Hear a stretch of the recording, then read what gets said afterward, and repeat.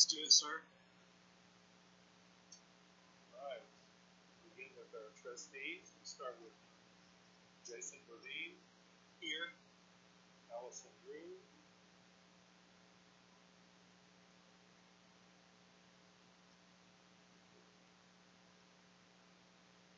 Allison, you're on mute.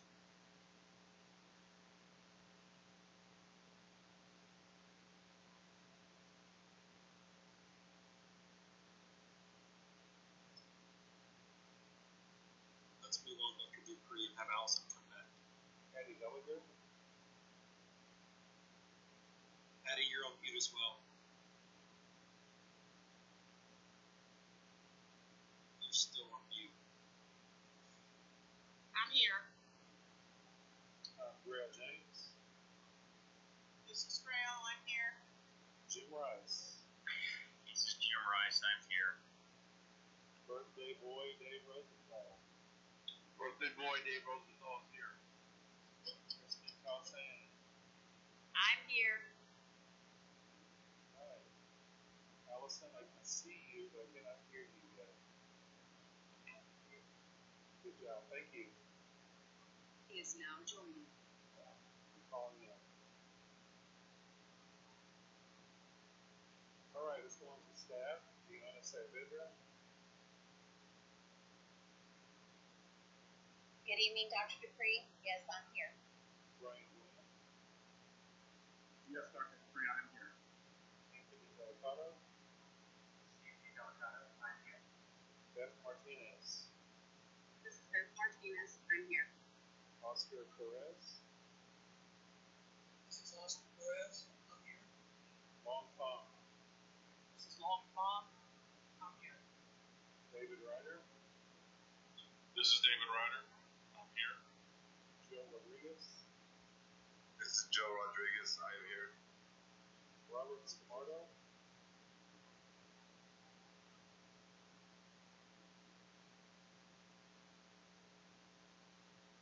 Robert Scamardo.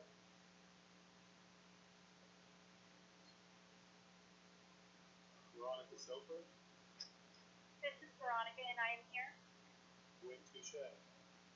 This is Gwen Touche, and I am here. Board Counsel Rick Morris. This is Rick Morris, and I'm here. All right, Mr. President, I'm going to go ahead and check in with Robert Scamardo and see if he's I'm here. Okay. Very good, thank you. All right, Mr. President, we're ready to begin. Sir, I'm sorry, did we hear Mrs. Tossan? Is she here? I thought so. I don't remember. Yep, I've been here. Okay, sorry about that. I wasn't paying attention. All right, the time is 6:02 p.m. This meeting is hereby called to order. We have the presence of a quorum attending on a video conference. Noting of this meeting has been posted online for at least 72 hours. On March 16, 2020, Governor Greg Abbott granted a request by Attorney General Ken Paxton to temporarily suspend a limited number of open meeting laws to the extent necessary to allow telephonic or video conference meetings in response to the coronavirus COVID-19. In accordance with those suspended rules, FBISD certifies the following. Although members of the board are not gathered in a central physical location, we do have a quorum in attendance at this meeting by video conference. This meeting is being held by video conference because the convening at one location of a quorum on the governmental body is not appropriate during the COVID-19 public health emergency. Based on current guidance from federal, state, and county authorities concerning large gatherings and social distancing during the COVID-19 public health emergency, there is no established location for an audience to observe the meeting. However, the live meeting is audible and accessible through a YouTube link that was timely and appropriately provided to the public and media as part of the meeting posting through the news release and via the district website. As we would at any in-person meeting, members of the public who have followed the standard instructions for registering to speak during the public comment portion will be allowed 3 minutes to speak. All other meeting procedures will adhere to board-adopted procedures to the extent practicable. An audio and video recording of this meeting is being made and will be available to the public on the district's website. since the audience is listening through an audio link, all board members, staff, other participants will identify themselves by name when they speak. Board votes will be taken by roll call. First on our agenda this evening are our information items. We were going to start with A1, our update on COVID-19 pandemic impact on the 2019-2020 year-end activities. Dr. Dupree. Yes, sir. I appreciate you, the board, being with us this evening, especially your interest in this particular item. As you know, we're getting a great number of questions about what the plan is for the rest of the school year.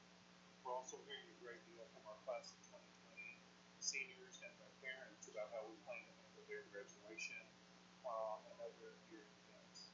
So what I wanted to do this evening is just engage the board in dialogue about where we go for the rest of this year. I have a few thoughts to share on various items, but then I would value the board conversation about this as well.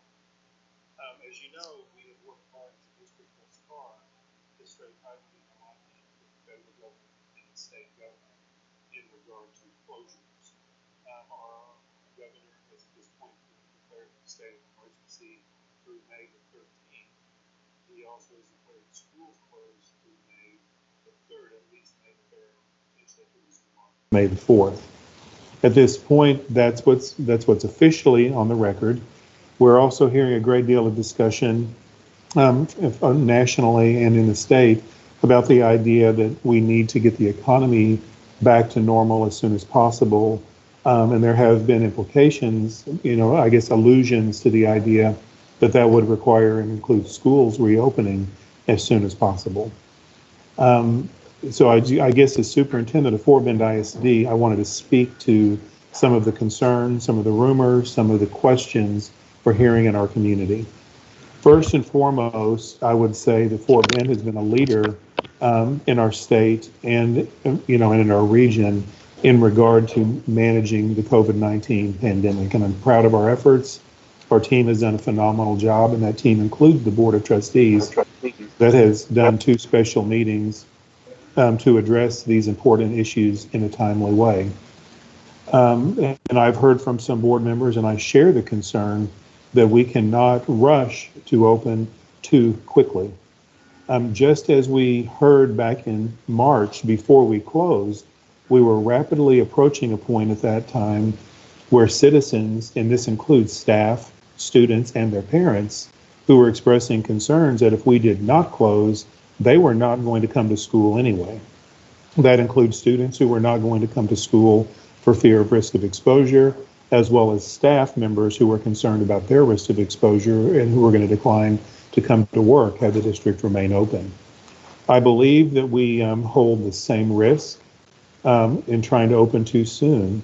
And in my view, that means any opening in May would probably be too soon, because from most indications, we have not yet reached the peak of the pandemic in the state of Texas.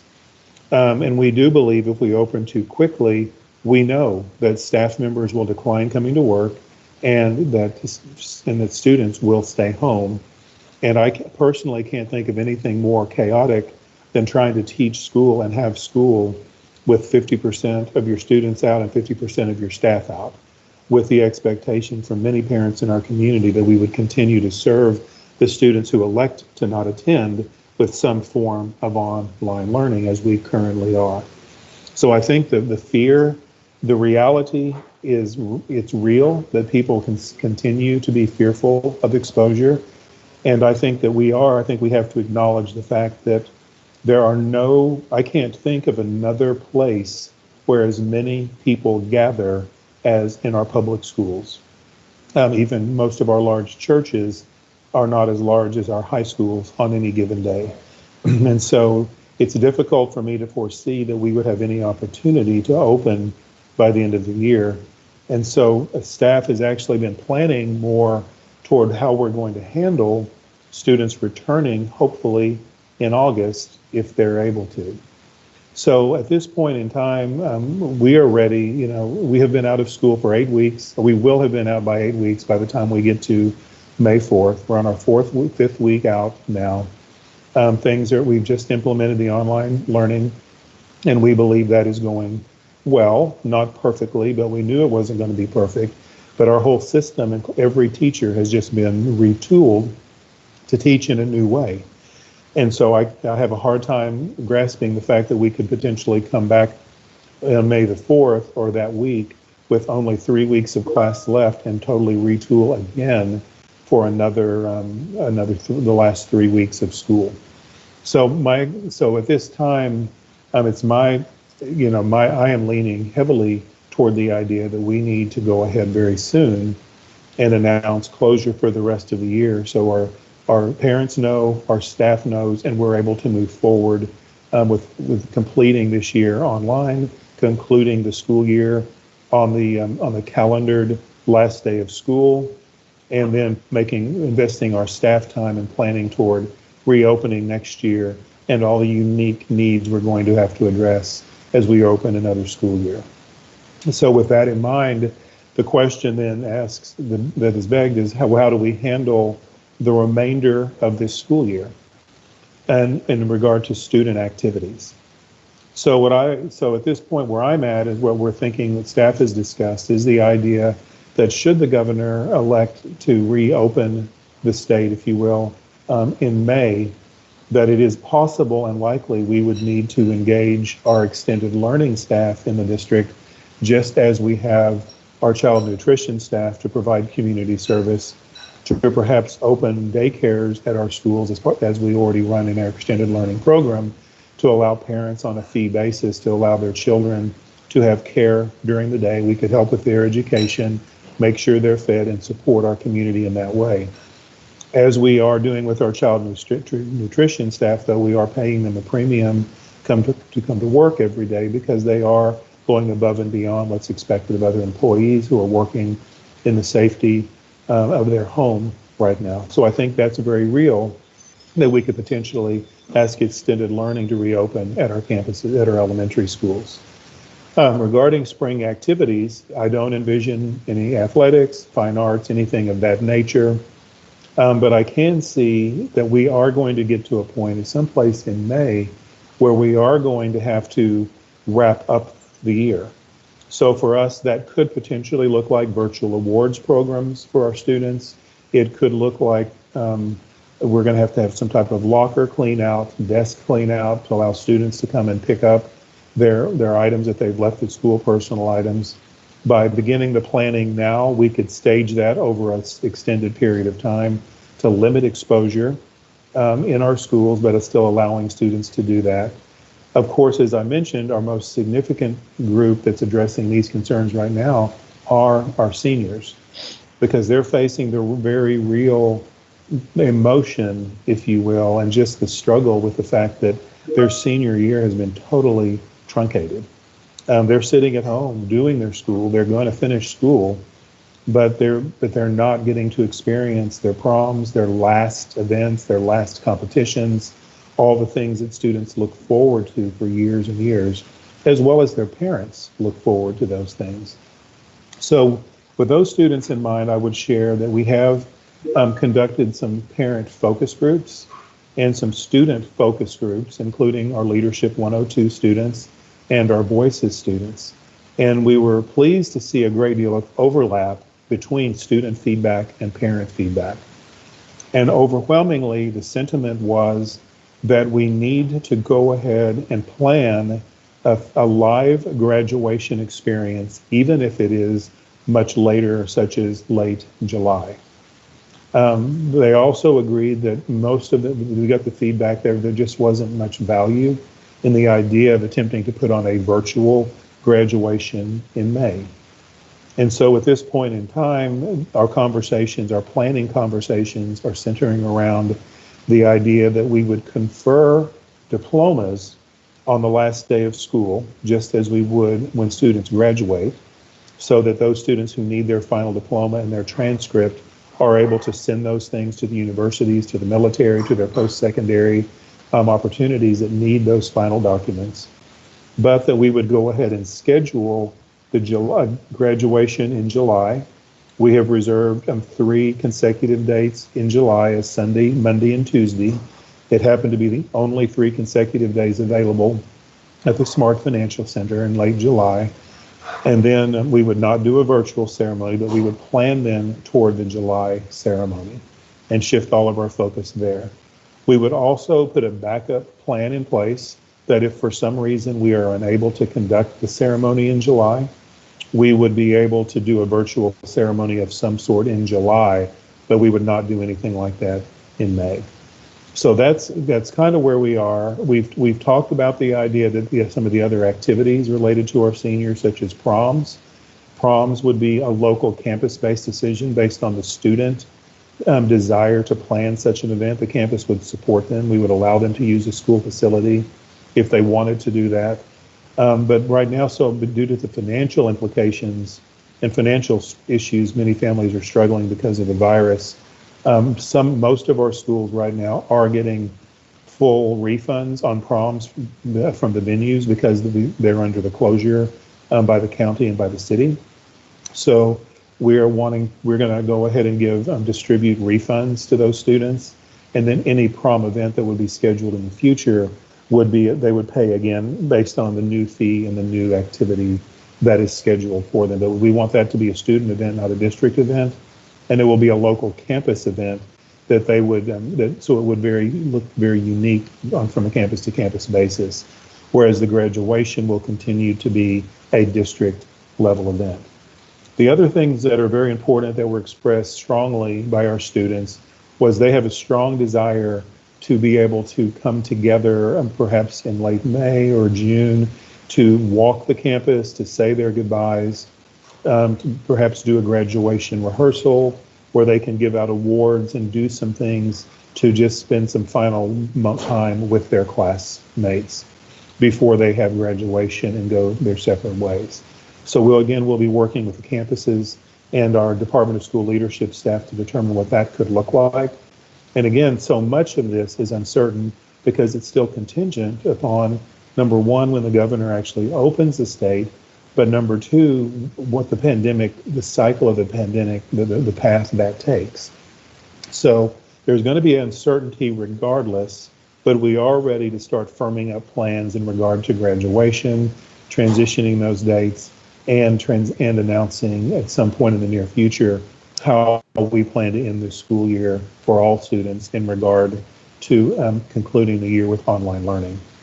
So I'm glancing at my notes. This in regard to graduation, one thing I think that's important to note is we've had to consider the fact that as much of our nation is closed, so are the plants that produce and package caps and gowns, diplomas, and things required to conduct graduations. So we've talked to the companies that serve the district, and many of them are struggling to get the materials here. So it's a very real risk that we're not going to be able to get the graduation things we need, even if we did decide to do a virtual or some type of ceremony in May. So again, there are a number of reasons we would want to do that in July. So that's why we're moving in that direction. So I think I put a good number of talking points on the table, and I'm happy to answer questions or hear the board's perspectives on these various issues. I'd open up the floor for a conversation at this point, Mr. President. Thank you, Dr. Dupree. We appreciate all the information. There is a lot there. And we'll start by going down the list here with different board members so they can give their input. We're going to start with Mrs. Addie Helliger. Mrs. Helliger, if you'd please speak your name, wait a few seconds so you can pop up on our screen, and then please give your questions or comments. Thank you. Addie Helliger. Thank you, Dr. Dupree, for providing us with that update. I know I've been asking, I think on a weekly basis, that same question to you, trying to get an understanding of what we're going to be doing as a district, because one of the things that I know as Fort Bend ISD, our community and the communities around us is looking at us as leaders with these decisions that we're making. I'm actually am pleased to hear kind of the direction that you're headed with this, because my concern was also that even if we open up on May 4th, the governor says back to business as usual, we can't go from 0 to 100 just like that. And that was my concern as a parent, as a community leader, and as a board member, for us to put ourselves in that situation, because quite frankly, we're still unsure of what's happening with this COVID-19. And so I would just rather, I guess, decide not to move forward with it and spend our time really and our focus on getting our school students back in August. And what does that look like? Any kind of gap preparation, maybe that they need based on some of the work or that they did or did not do over this last fourth quarter. Just really preparing our kids and our students and staff for this upcoming school year is important to me, instead of spending time to try to quickly get back into this current school year for a 3-week time period.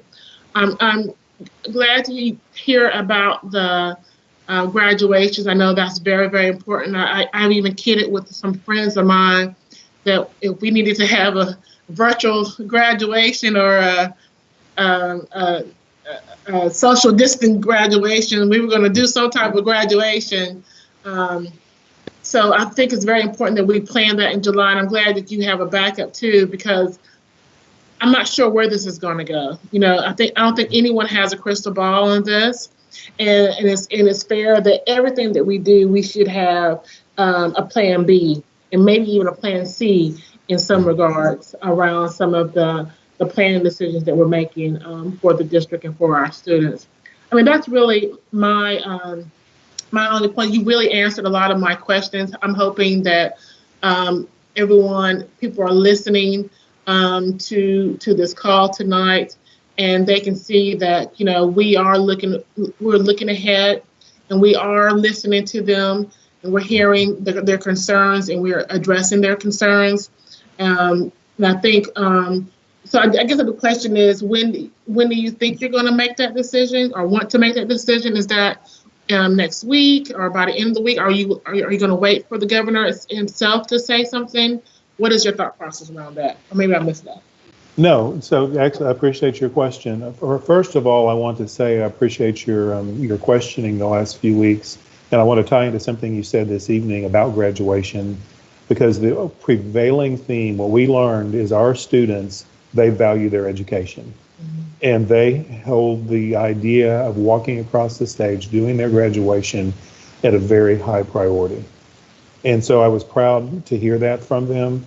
But what you said about having a plan A, plan B, and potentially a plan C, that's where we're focused now, because to them, even above prom or anything else, they want a chance to be acknowledged in their graduation.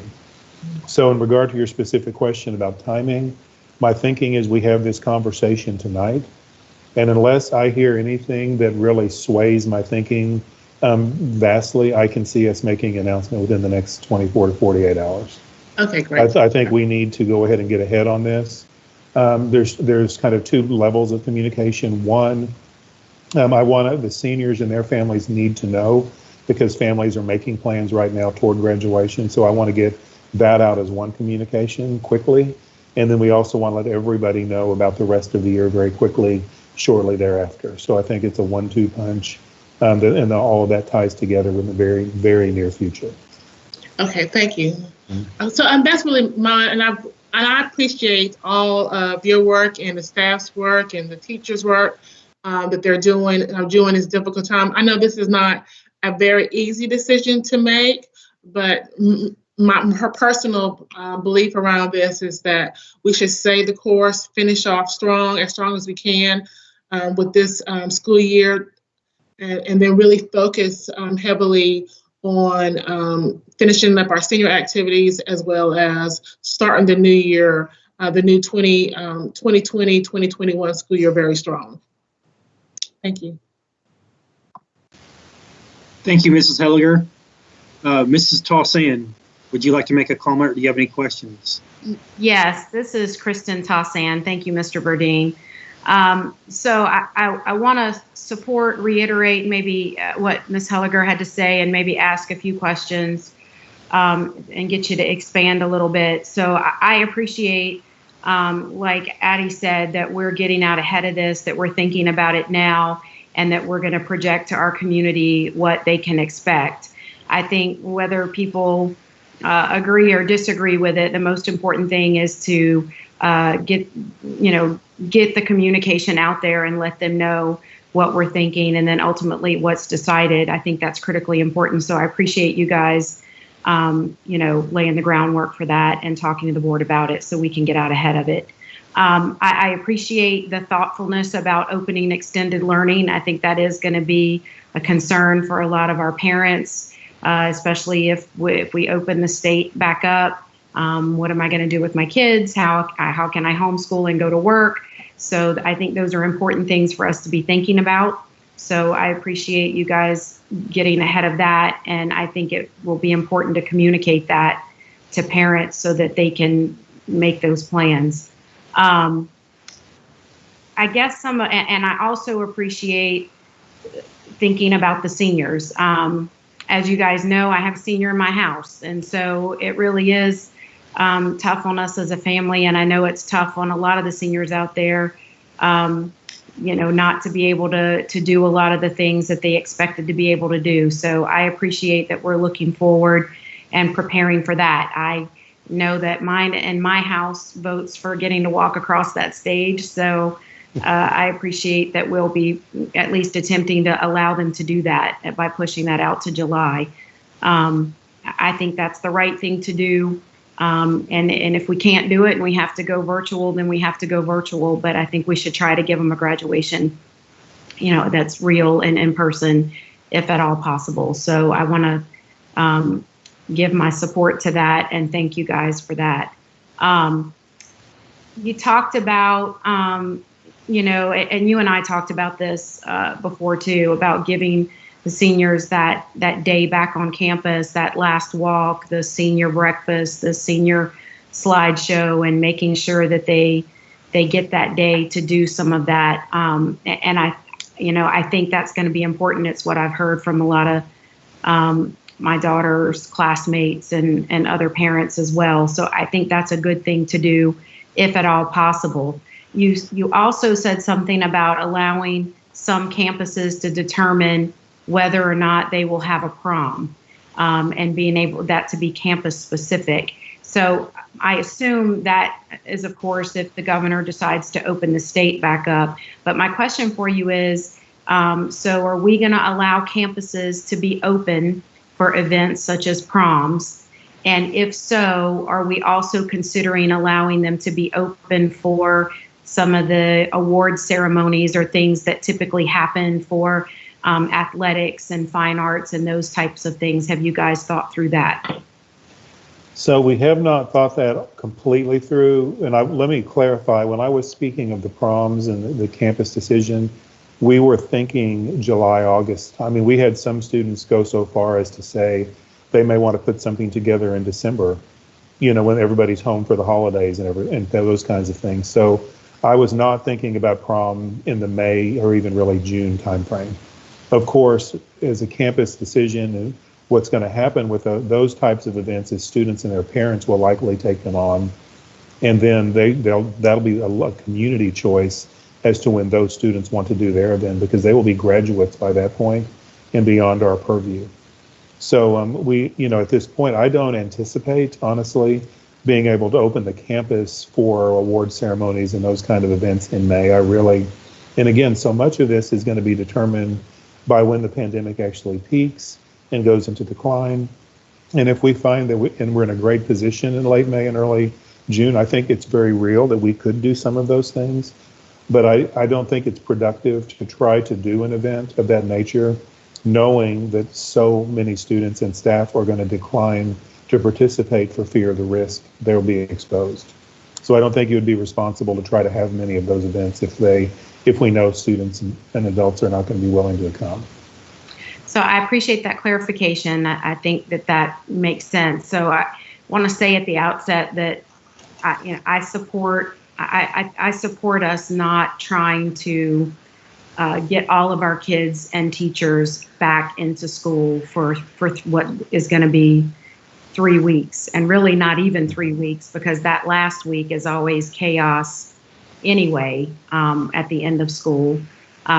So I find it hard, even if it's safe to go back logistically, to try to get all the students back and all the teachers back and change the curricula back to face-to-face or classroom learning versus online learning. I just have a hard time envisioning that being successful, and I can foresee a lot of problems. And we've worked hard to get online learning up and going, and I guess I just feel like that it's best to stay the course at this point, not try to split our resources between trying to get back in May and trying to get us ready for August, because obviously we're going to have to do a lot of work to get ready for August in order to fill some of those gaps and see where those gaps are. And I know it's going to take a lot of work and a lot of planning. So I support that. I would ask y'all to think about maybe allowing it to be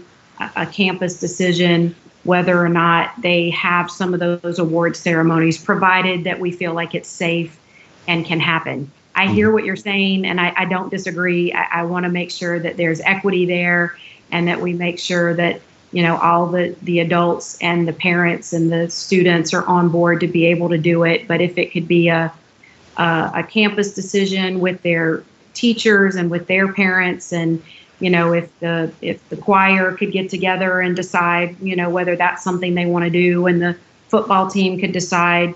I don't know if that's feasible, but I'm just going to throw that out there, that if we feel like it's safe to have, a smallish event like that, just for those, where those particular organizations could plan it, I'd like for us to consider it. Being a parent of a senior, I just know that it's important to these kids, and it's important to the teachers to be able to recognize these kids. So if it's at all possible, I would like for us to consider it, provided we're not risking anything, of course. And I guess the other thing, so have we heard from UIL? Have we heard that the year is done, competitions are done? Have we gotten any firm notice on that? I have not. Joe, I'll ask Dr. Rodriguez to respond to that. I'm not aware that they've extended it. Dr. Rodriguez, have you heard otherwise? Mrs. Tossan, the last I heard from UIL is the same date, which is May 4th.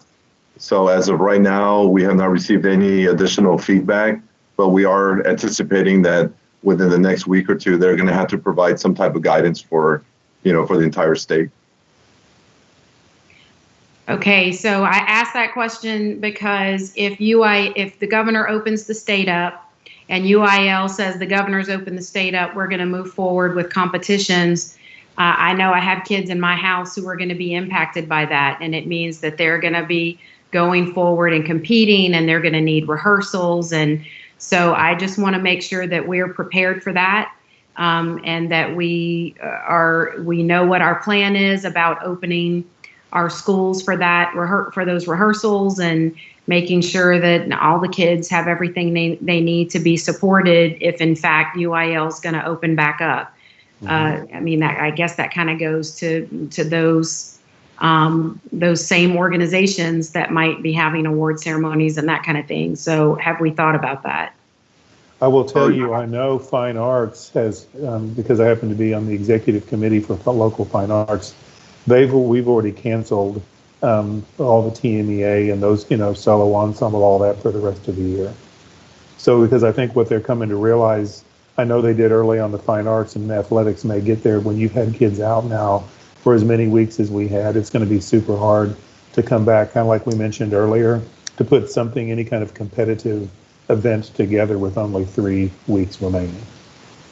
So I think but we'll, we will have to see what they come down with from UIL. Okay. Well, hopefully they'll come out with something sooner rather than later, because it certainly helps for planning. So thanks for following up on that.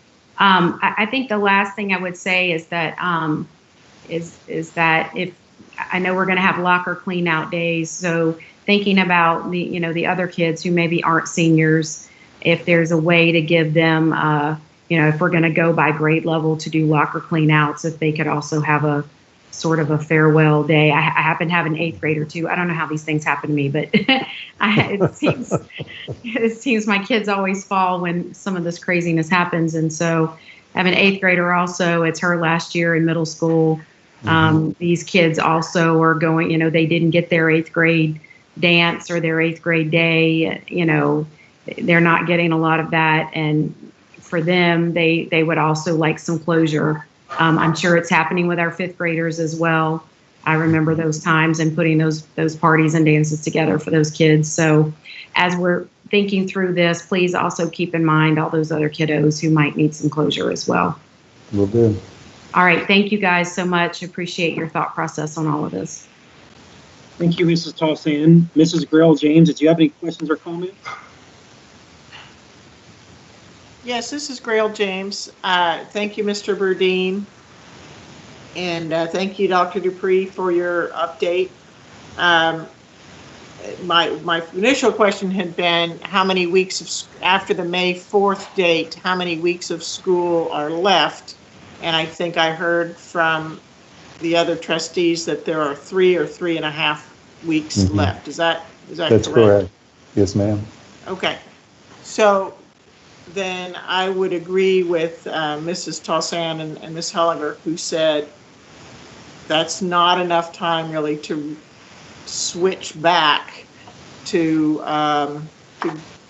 the face-to-face learning. I feel like so much energy's been put into this online effort and getting the kids engaged and all of that, that to switch back would be logistically confusing and difficult.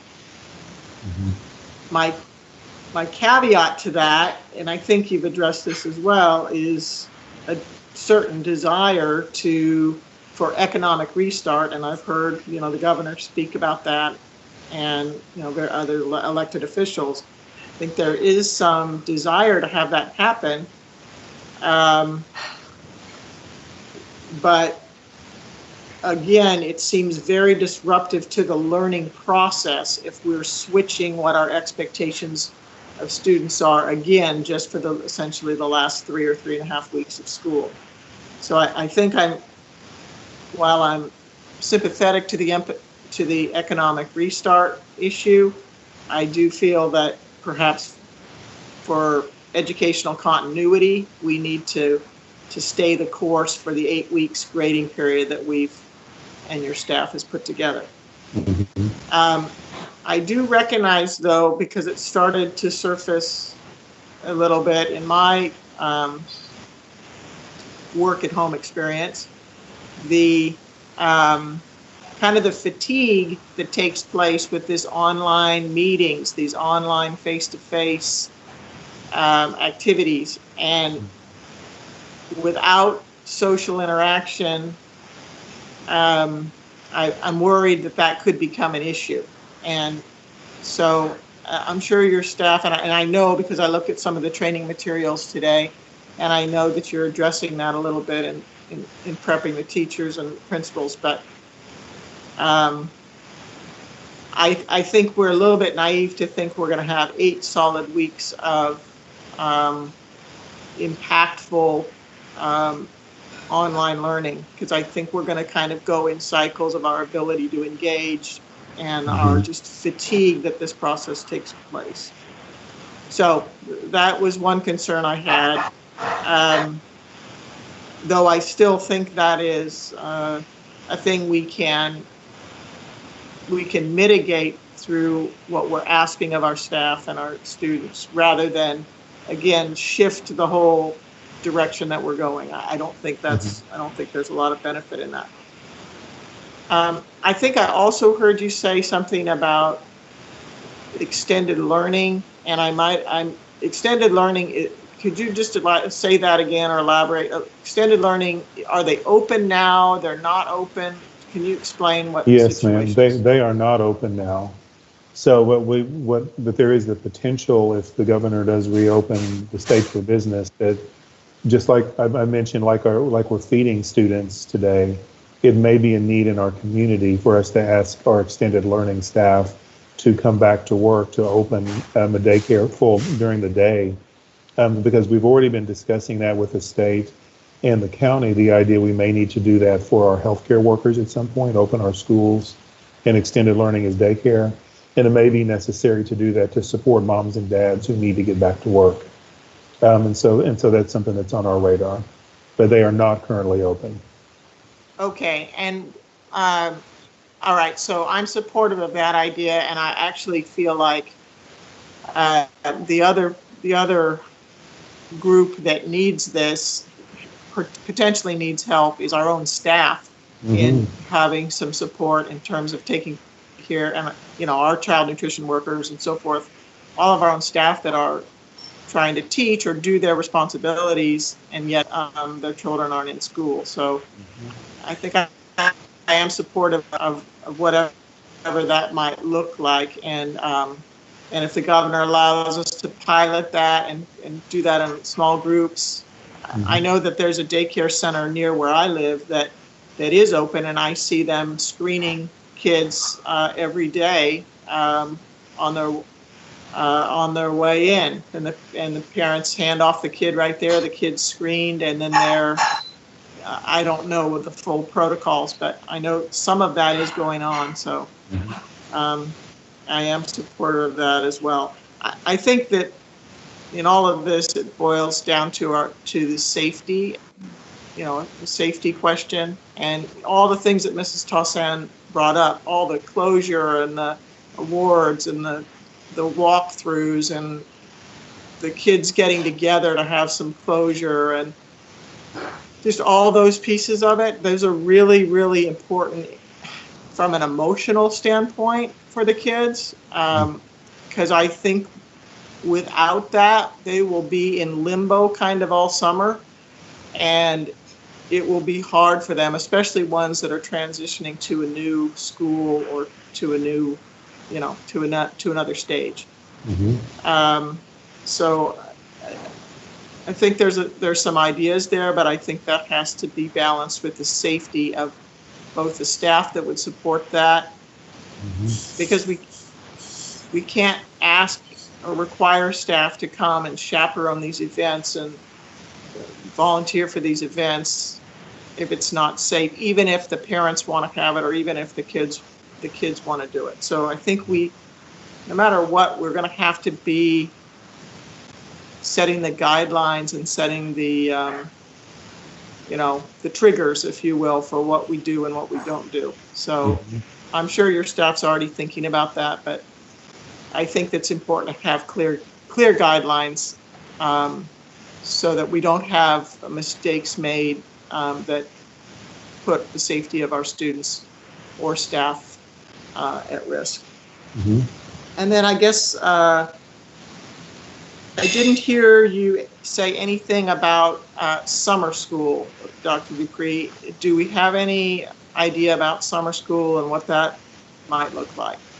We're actually, on summer school, we're actually planning to making some announcements on that more into early to mid-May. For example, our extended learning right now, they have, I believe, they have a few thousand kids enrolled already in their extended learning summer program. But we're not closing that down yet, because we don't know where we're going to be, and they may need that to be open. So again, the whole summer programming, we're still discussing, are we going to try to do online summer programming? Are we going to try to do face-to-face learning? And a lot of the safety, because June, I think, is going to be perhaps our most challenging month to try to figure out how safe is it to begin to gather again. Even in the focus groups with the students and parents, as they all said, no matter what we do, we need a period of time, maybe even a month or more, to make sure it's really safe to get together in groups. We may think it is, the government may say it is, the CDC, but we want time to pass, is what they're saying. So I think realistically, any summer learning we do will probably be online using Edgenuity or some of our other online delivery tools that are currently in place. But we'll be making those decisions. That's kind of our mid-range planning, if you will, that we're starting to launch now that we've got online learning underway. So we'll be doing, what you can expect, we'll probably be doing updates to the board at every board meeting at this point, on kind of the timely topics that are coming up and about to be rolled out, just so to keep you informed at each board meeting about what is going on. And that would be something we would probably share at the May board cycle. Okay, thank you for that update, because I know parents might be thinking about that in terms of activities for their children in the Yes. summer. They think about it for childcare. They think about it for, you know, students are thinking about it about making up credits. You know, there's all sorts of things that summer school is, different reasons why it's important to students. So thanks for thinking about that and planning. Another thing that you didn't really mention, and we've, you know, this conversation's been really focused on students, but I have been thinking too about staff and some of the staff recognitions, the service awards, teacher of the year, and some of those things. Has there been any, you know, the staff needs closure on their year-long activities as well. Do we have any plans, or have we given any thought to any of that? We do. We actually announced today the 2 district teachers of the year, because the banquet was scheduled, I think, later this week. No party? What about the party? Well, we're going to have that party like we are with students. We're thinking of still having an event, a banquet for them in the summer, those kinds of things. So we are thinking about our staff and, you know, about the staff service awards and the teacher of the year, about doing both of those in July, early August, you know, as we start planning toward the next year. But we do not want to let the year go by without doing those acknowledgments. Okay, thank you. Thanks for thinking of that, because they are, again, important, I think, to, Sure. well, I know they're important to many of our staff, and so thank you for your leadership in putting those together. So I guess my final comment would be, I think the most important thing that we can do is to make a plan so that everyone knows what to expect, and the things that we can be firm on, we are firm on, and the things that we aren't sure, that we're transparent and say we're not sure, and the things that we haven't even had a chance to look at yet, we say we haven't even had a chance to look at that yet. And just so everybody, all the stakeholders know where we are and know what to expect. And I'll appreciate the updates as they come up. And I imagine if people have questions or concerns, if there's something that hasn't been addressed either in this meeting or that they don't know, do they have a way to ask their question or to send that question in to make sure somebody's thinking about it? Yes, we have a call center, and we have Let's Talk established for anyone to submit any kind of questions, and they are using those venues. They're taking advantage of that. Awesome. Okay, excellent. Thank you for a great update, and I appreciate the chance to ask Thank questions. you. I do, Ms. James, I do want to speak to a couple of things you mentioned, because I think it's important. You're going to hear a little bit about this in the next information item, because we are going to do an update on online learning, and you're going to hear student voice, teacher voice, and principal voice as part of that discussion, because we know the board likes to hear from others, just other than the senior executives. So I think it'll be good for you to hear perspectives from those who are living it in those various roles. But please do know the issue of fatigue, the social emotional learning of both students and staff is something we talk about every time we have we were having town hall meetings daily. We're pulling back on those so principals can actually do their job and leaders can do their work without being in meetings all day. But social emotional learning, we're taking very seriously and engaging very purposefully in managing that, because we're consistently still hearing concerns about it's too much. The students are struggling, parents are struggling, the teachers are struggling. So we're constantly reminding, do what you can, do your best, it's going to be okay. And we actually, we have a video, and we've done different things on compassion for self, compassion for others, the social emotional care we need to be exhibiting for one another. So we're being very intentional and purposeful about it, not just saying it, but actually putting intentional action behind our words so that people know we're very serious about it. Well, I appreciate that, and because there, there's a lot of stress just in coping and worrying about a pandemic, and then all the other factors of people trying to do their jobs in an unusual way, and the many other things. The students trying to learn in an unusual way, and it just piles on and piles on. And I think that people will go through phases where they're capable of doing it, but then they kind of fade out and they get tired and have difficulty. So I'm glad you're sensitive to all of that, and I'll look forward to hearing more about that as we go along. Because the number one thing is to take care of our people, our students and our staff members, because that's one of the hallmarks of our organization over the last 7 or 8 years. Has been that we care about our staff and we care about our students, and that's our number one thing. And so I'm glad we're carrying that through this difficult time, and we're going to get through it together, and we're going to show leadership in the community, as Ms. Helliger said, and we appreciate your leadership, Dr. Dupree, and the leadership of all of your executive team and really all the staff in the entire district that's stepped up and answered the call. So thank you very much, and I'll let somebody else have some comments. Thank you, Mrs. James. Mr. Rosenthal, can you please state your name, give us a few seconds, and give us any comments or questions? Dave Rosenthal. So I would also, I'd like to echo some of the concerns and thoughts that my fellow board members have just said. I think you guys have just said some just really great things, and that's what makes you guys special leaders.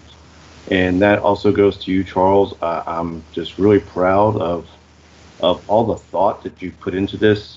Before today, I really wasn't sure how this conversation was going to go, where it was going to go, what it was going to cover, what ideas were going to come out of it. And I'm very proud of this organization for all the things that they've thought about, and come up with ideas and potential plans. So thank you for doing that. I think there's a lot to discuss here. I think there are just, I'd like to touch on some of the points that my colleagues have brought up. And I'll probably start from the latest to go back to Addie.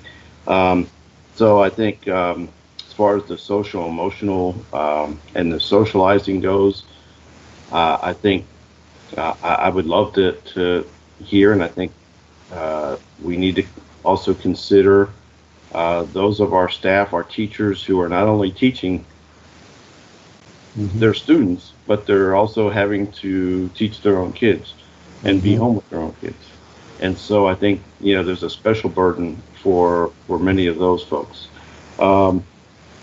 And I think that as far as, we're talking about an economic restart, and it certainly applies to the district, but maybe not as much, because we're paying all our people. And so our people are still employed. And so it's not like, we're trying to get 11,000 people back employed. So thankfully, we don't have to worry about that aspect of it. So I'm appreciative of that. I think I really like what Kristen brought up as far as, the special senior days and whatnot. I think I think that our seniors deserve and need to have some kind of closure to this. It's their last days of public education, and I just last fall I celebrated my 40th high school reunion. I went back home for that, and it was really meaningful to me. It was really touching to me. It was really emotional, and I think that these kids need to keep these bonds, because a lot of their friends and their colleagues, they'll be friends with them for a long time. And so I think it's important that we try to figure out what will work. And I think in the end, when you do plan for these things, I mean, there's a lot of people that they're ready to get back out and working, in a sensible manner. But there's a lot of people that are still ready to they want to just, shelter in place for a while longer. So I think in the end, no matter what we do, there will be some who won't want to participate. And I think we just have to appreciate that that's going to happen. I think what Ms. Helliger said about the gap preparation, I think that's definitely something that needs to be considered. And of course, that was part of the discussion about whether or not to reopen school for the last 3 weeks, 3.5 weeks, whatever y'all said it was. And I think I would probably agree with my colleagues so far in that we've put so much into this online learning, and we're still learning every day. And I think it would probably be best to continue doing that. Again, keeping in mind that there should be some days, somewhere set aside that seniors can get back, into their school one last day or 2 last days, whatever it is. But I think that we should continue with the online learning rather than switching courses again. So I think it sounds like there's probably 4 of us now that have expressed that same idea. As far as the graduation, I definitely agree. I think that I was watching some virtual graduations that some kids had put together in Japan, and it was weird. Okay, I mean, it was innovative, but I don't think that it's just not real. And it's I think that we should try to have actual in-person graduation. So I agree with that. The only thing that I might recommend that you think about, and this is something I brought up with Jason this afternoon, is that rather than trying to cram them all over 3 days like we always do, just again appreciating the concern that people will have over that, is maybe just trying to space them out a little longer, maybe trying to have a couple of them a day, one in the morning, one in the afternoon, and that way we're not bringing 18, whatever it is. We got 600, 1,800, 2,000 people into a building, pushing them out, and then bringing another 2,000 people, 1,800 people right back in. So I think if we could do that over several more days, maybe again, just one in the morning, one at night, there's time to, kind of do some disinfecting and stuff to make people feel better and to maybe to increase the participation. So that's something that I think, again, this is my opinion, that might enter into your thoughts.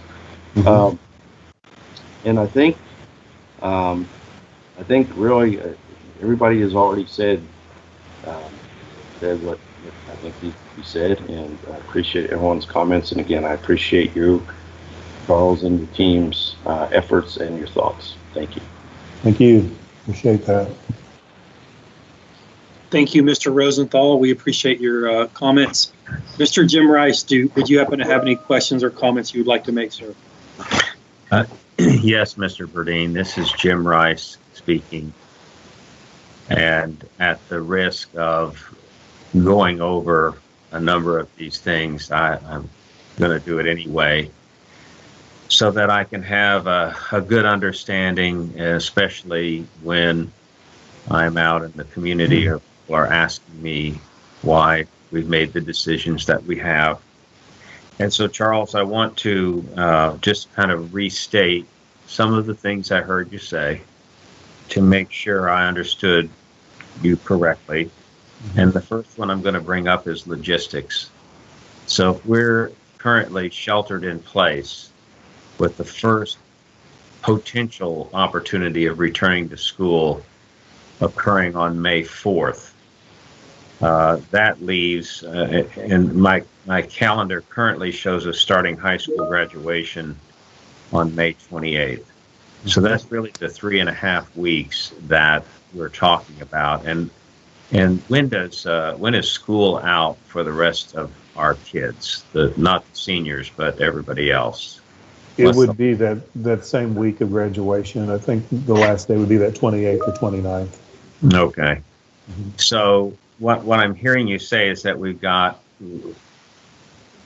to consider the logistics. And so if we try to come back on May 4th, and a number of our parents and a number of our staff are uncomfortable with that, and then they don't come back anyway, we're going to have some kids in school, in class, and then some kids doing the distance learning, and then we're looking for substitute teachers and that kind of thing, which is challenging from a logistics point of view.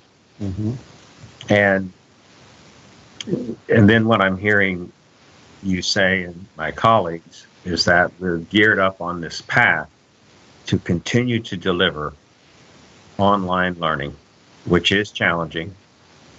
But if we were to continue that for the balance of the school year, it should really give us a pretty good primer and experience on how the pros and cons of that and the pitfalls, and what we can hopefully take those lessons learned and apply them in the future. God forbid we have another one of these. I hope not, but there may be other reasons why we would do distance learning once we learn how to do it effectively.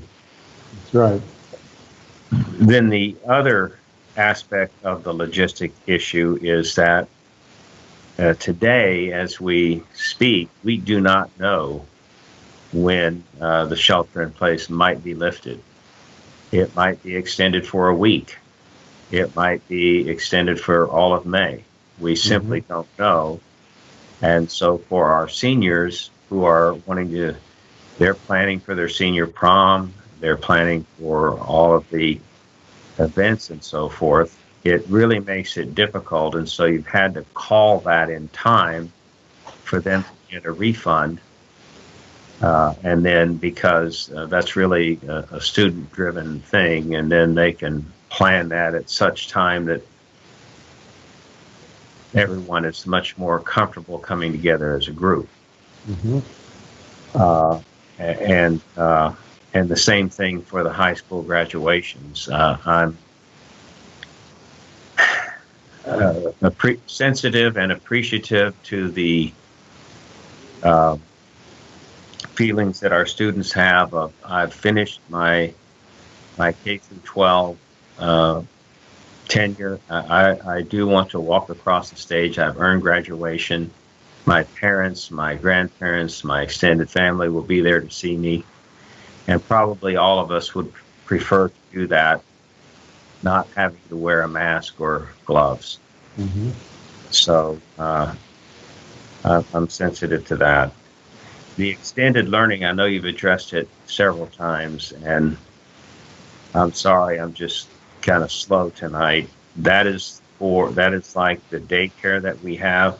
So, for example, if the governor did, we were able to go back to work on May 4th, there are some parents then who need to go back to work. But if their children were previously enrolled in our extended learning, they would then go to extended learning? Is that what I heard you say? Yes, sir. Currently, the extended learning runs before school and after school, just for parents for early drop-off, or they can stay till 6 in the evening after school. But in this event, what we're talking about is we may have to open it as a daycare during the day for parents who are going to work, since we would not be in school. Okay. And so, all right, I guess, and I'm saying, did I hear you say that there would be a fee associated with that? Yes, sir. Parents already pay for that service, and so Okay. we would need to do something, because it is a fee-based program already. Yes. And then do we foresee this is a bold move, and it's a move requiring leadership, and if we were to take this and the governor were to say everybody can go back to school on May 4th, do we foresee any issues with the legislature or the TEA in terms of any impact that it might have on our funding or anything else? So I do believe that there could be a risk that they would try to withhold funding if we're not in school full-time back if the governor reopens schools. But I believe this is where the heart of local control comes to bear.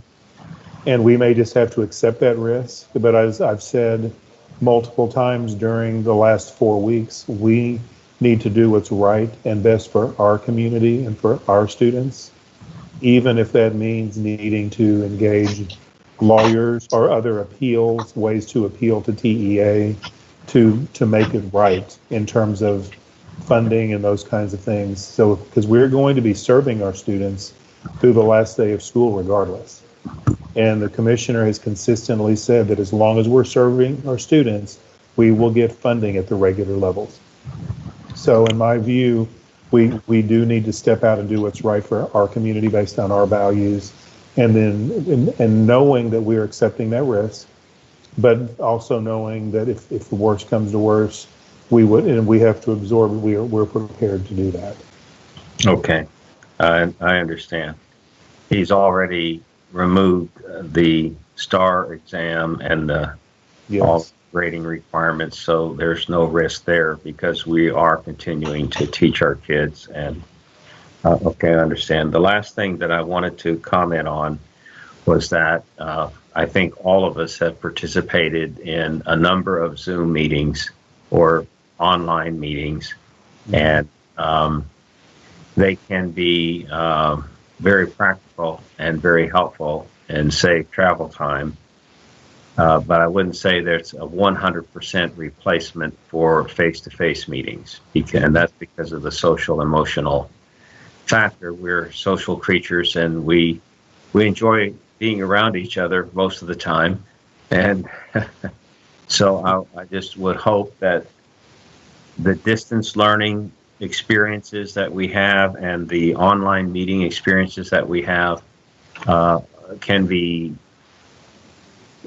incorporated into a lessons learned for moving on down the road when we aren't suffering from this pandemic or any other kind of natural disaster. So I would be in favor of moving forward with this. Thank you. Thank you, Mr. Rice. We appreciate your comments. Mrs. Allison Drew, do you have any questions or comments? Hi, this is Allison Drew. We can hear you.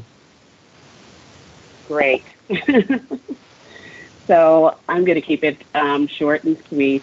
I do want to also echo the sentiments of my fellow board members and say that I too believe it would be difficult to restart, that it would be basically problematic in some ways for parents and students to re-engage and re-engage well. It's also been, pretty difficult on our staff to both be working virtually and taking care of their own children and having them work virtually. So I echo the sentiments of my fellow board members that I think that it would be really problematic for us to attempt to restart. I do want to thank you for really staying ahead of this and keeping ahead of this and keeping us informed and really just being a thought leader in this space. As a healthcare worker, as someone that works within the medical field, dealing directly with COVID-19 on a daily basis, the data that's coming out, I think it's important for us to remain flexible, to consider our students, our staff, our community, and I think you're doing that very well. So thank you. I appreciate that. Thank you. Thank you, Mrs. Drew. I'd also like to echo the sentiments of my fellow board members, Dr. Dupree. I agree with the conversation that's been had this evening.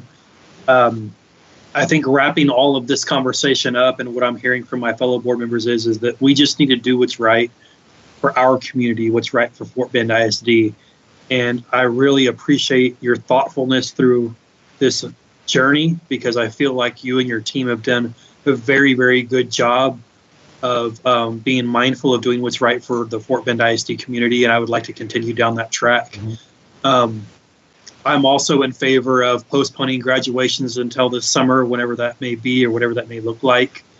We really can't determine a lot of that, I understand, because of the unknown. We just don't know what's going to happen. And so keeping that in mind, I agree with offering some type of a prom or a dance or celebration of some sort would be nice, given that we can have that.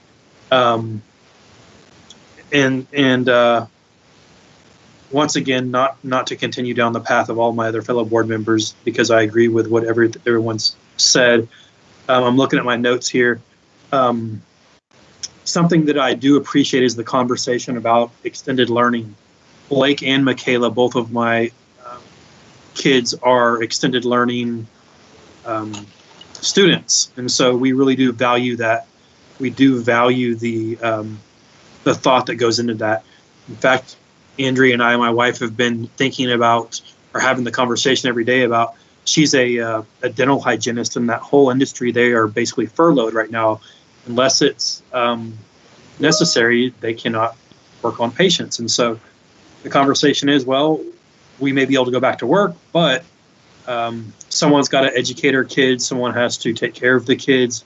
I have to continue to work because she's not able to continue to work. So whenever we can, and however we can get the planning done for extended learning, that would be extremely helpful, because that would be very, very helpful to us and our family. And I know thousands of other families in our community.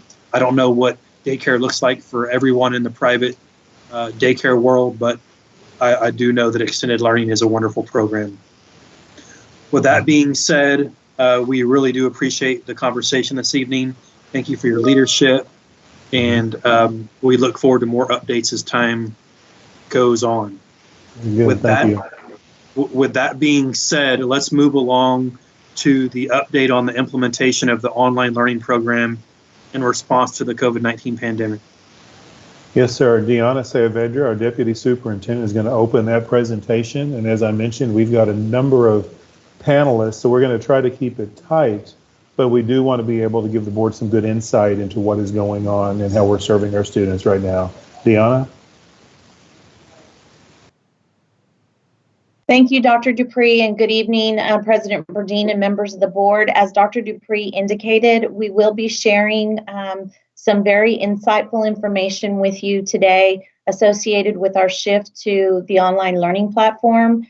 Specifically, we have information and perspectives to share from the central office staff, from principals, from teachers, and from students, because we know it's important for you to hear from more than just the leaders in the organization. Stephanie Williams is going to be facilitating the conversation. She'll open with an overview on the work of the design team and how we structured the work to push the online learning out to our stakeholders, to our teachers. Then we'll have central office staff share some information about how we're serving our special populations. We'll hear from our principals, our teachers, and our students in terms of how the online learning is going for them. And then we'll facilitate a Q&A discussion with the board along with the panelists. So at this time, I'm going to hand it over to Stephanie Williams so she can kick us off. Stephanie?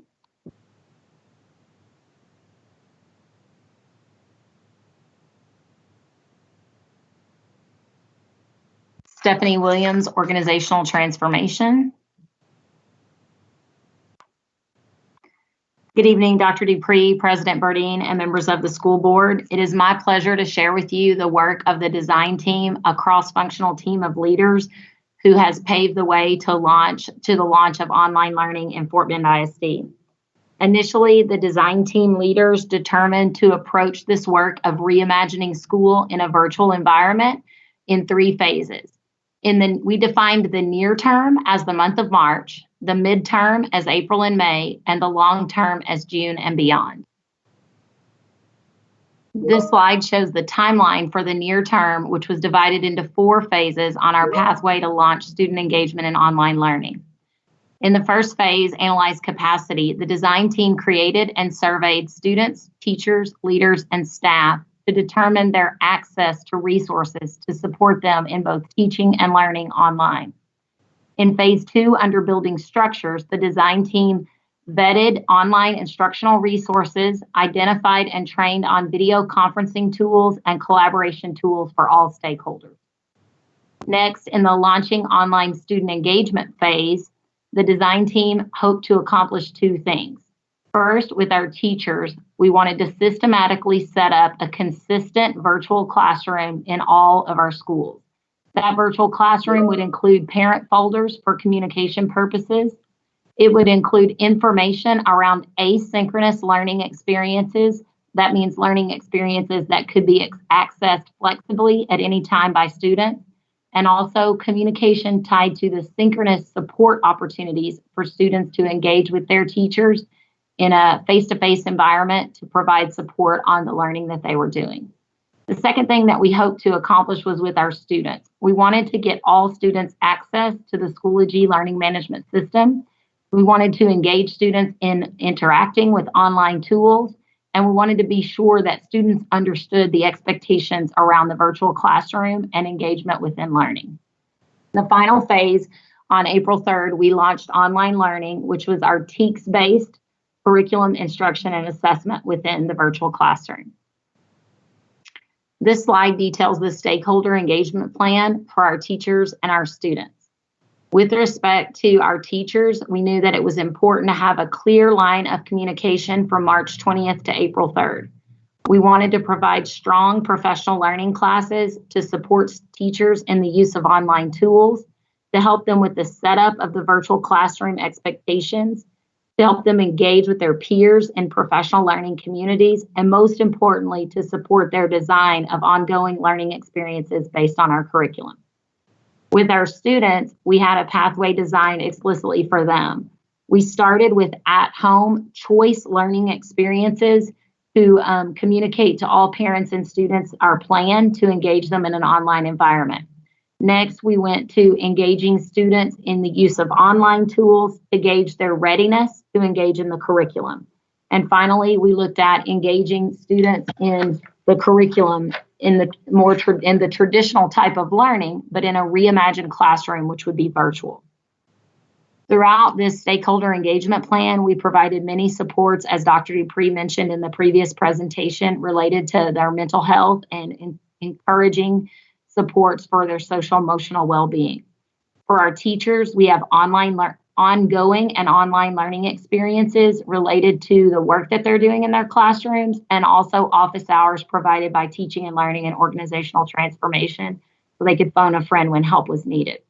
For students and parents, we launched the online support page on the At Home Learning website, where we offered not only a call center, the Let's Talk communication, but also parent training, and we've had just over 850 parents and students engage in that training so far.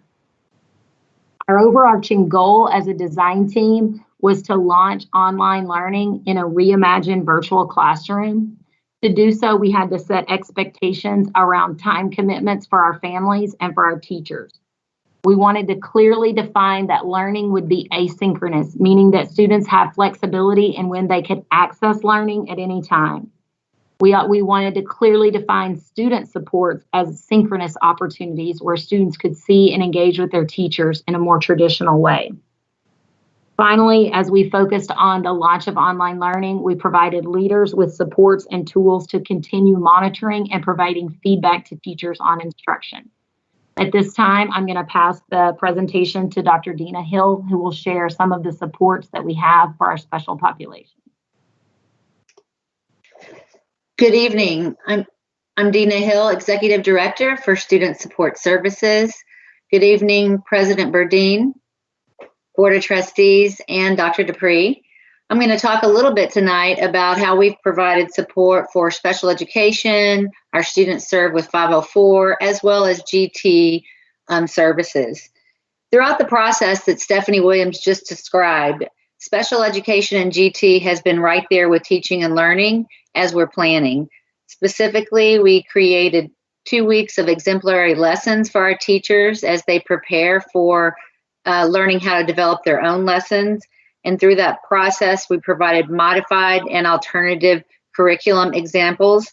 And also we worked with our teams to develop teacher expectations that are unique to the varied special ed roles, such as teachers who teach very specialized classrooms, like our sales classrooms and our ABC classrooms. In addition, we created teacher training that was specific to those roles. And we also had teacher labs, open labs where teachers could come and just ask for help if they're struggling. As you can imagine, creating this type of continuity plan for students with disabilities is challenging. And so as part of that process, because of our community, we thought it was very important for us to engage our parents and talk with our parents of children served with special ed services or 504 as we work to conduct amendment ARDs for those students, as well as something similar through the 504 process, where our teachers were able to review their ARDs and their 504 plans and give input on what they thought was realistic and appropriate for services during this time. In addition to those for GT, we really worked hard to provide extensions within the curriculum so that we could ensure our teachers who teach our students through GT were not only, had ideas and opportunities with the extension so they could be able to not necessarily have their students do the same curriculum, but to have options for choice, particularly when they already knew that curriculum. And so overall, I think the challenge has been for us is really supporting our families during this time, supporting our staff, our teachers who are learning, some of our teachers who are learning how to do this online learning for the first time ever, and as well as our CCCs and ARD facilitators as they're working hard to do amendment ARDs and then also to continue with brief ARDs and initial ARDs and annual ARDs all through the virtual environment. So a lot of training and a lot of planning to serve this population of students. Thank you.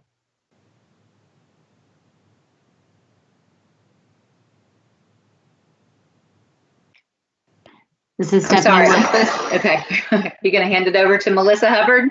She's going to talk a little bit about bilingual ESL supports. Good evening. This is Melissa Hubbard, Executive Director in Teaching and Learning. I'm just going to spend a couple of moments with you discussing the supports that we have also included for English language learners inside of our exemplar online curriculum. Just as Dr. Hill had mentioned, the collaboration that has occurred with Teaching and Learning, within Teaching and Learning, our sheltered instruction specialists on each content area team have worked to infuse exemplar into the exemplar lessons the linguistic accommodations that would be most appropriate for that specific content area and concept.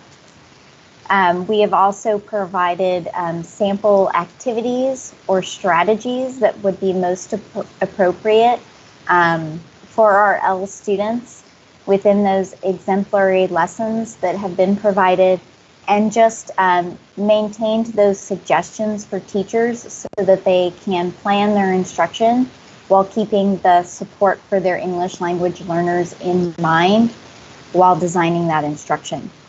We have also provided a specific bilingual curriculum for our students as well in this online environment.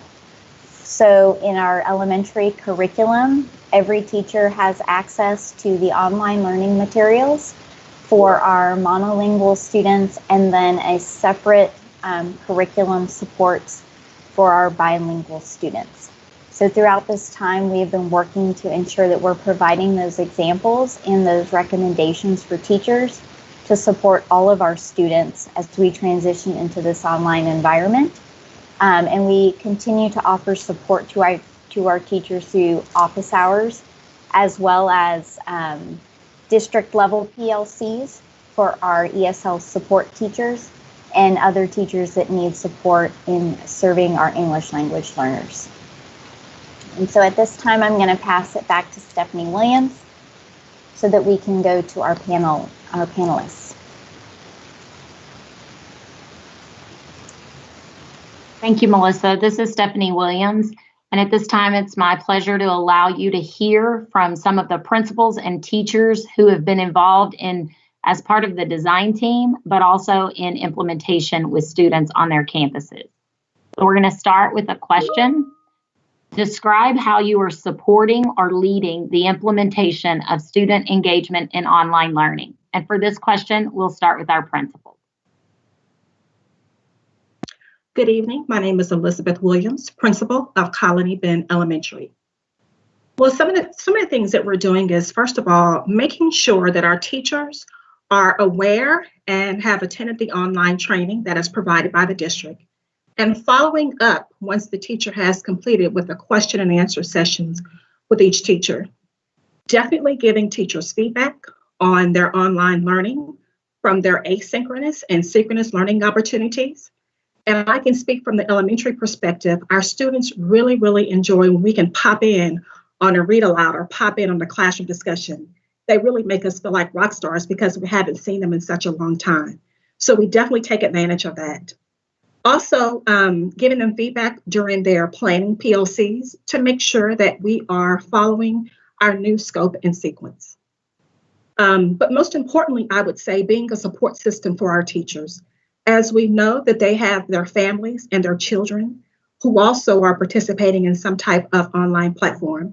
So we definitely want to support them. We have been supporting them by checking in on them, reassuring them, and just seeing how we can be of any assistance. Keith, would you like to add to this? Yes, thank you, Principal Williams. This is Keith Fickle. I'm the principal of Sugar Land Middle School, and I really appreciate this opportunity to share the perspectives of middle school principals. So this situation has revealed that it's not so much about what I do as a principal, but it's what we do as a team. We've found that this has been a collective effort, and we've leveraged formal and informal campus leadership to support messaging and leading efforts. We've had a concerted and deliberate effort to provide clarity of expectations, but also keeping communication frequent enough with all of our stakeholders so as not to be overwhelming. And then we're just trying to find and stay in that sweet spot when it comes to communication. We've also shared with our teachers that we have no expectations of perfection and that it's okay for something to not go the way you expected it to go.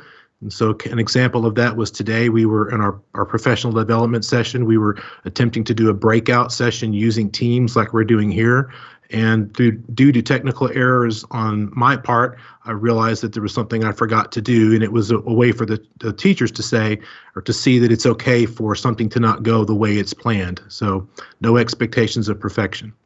We're having a mindfulness of staff and student well-being. This has been kind of a recurring theme throughout this meeting tonight.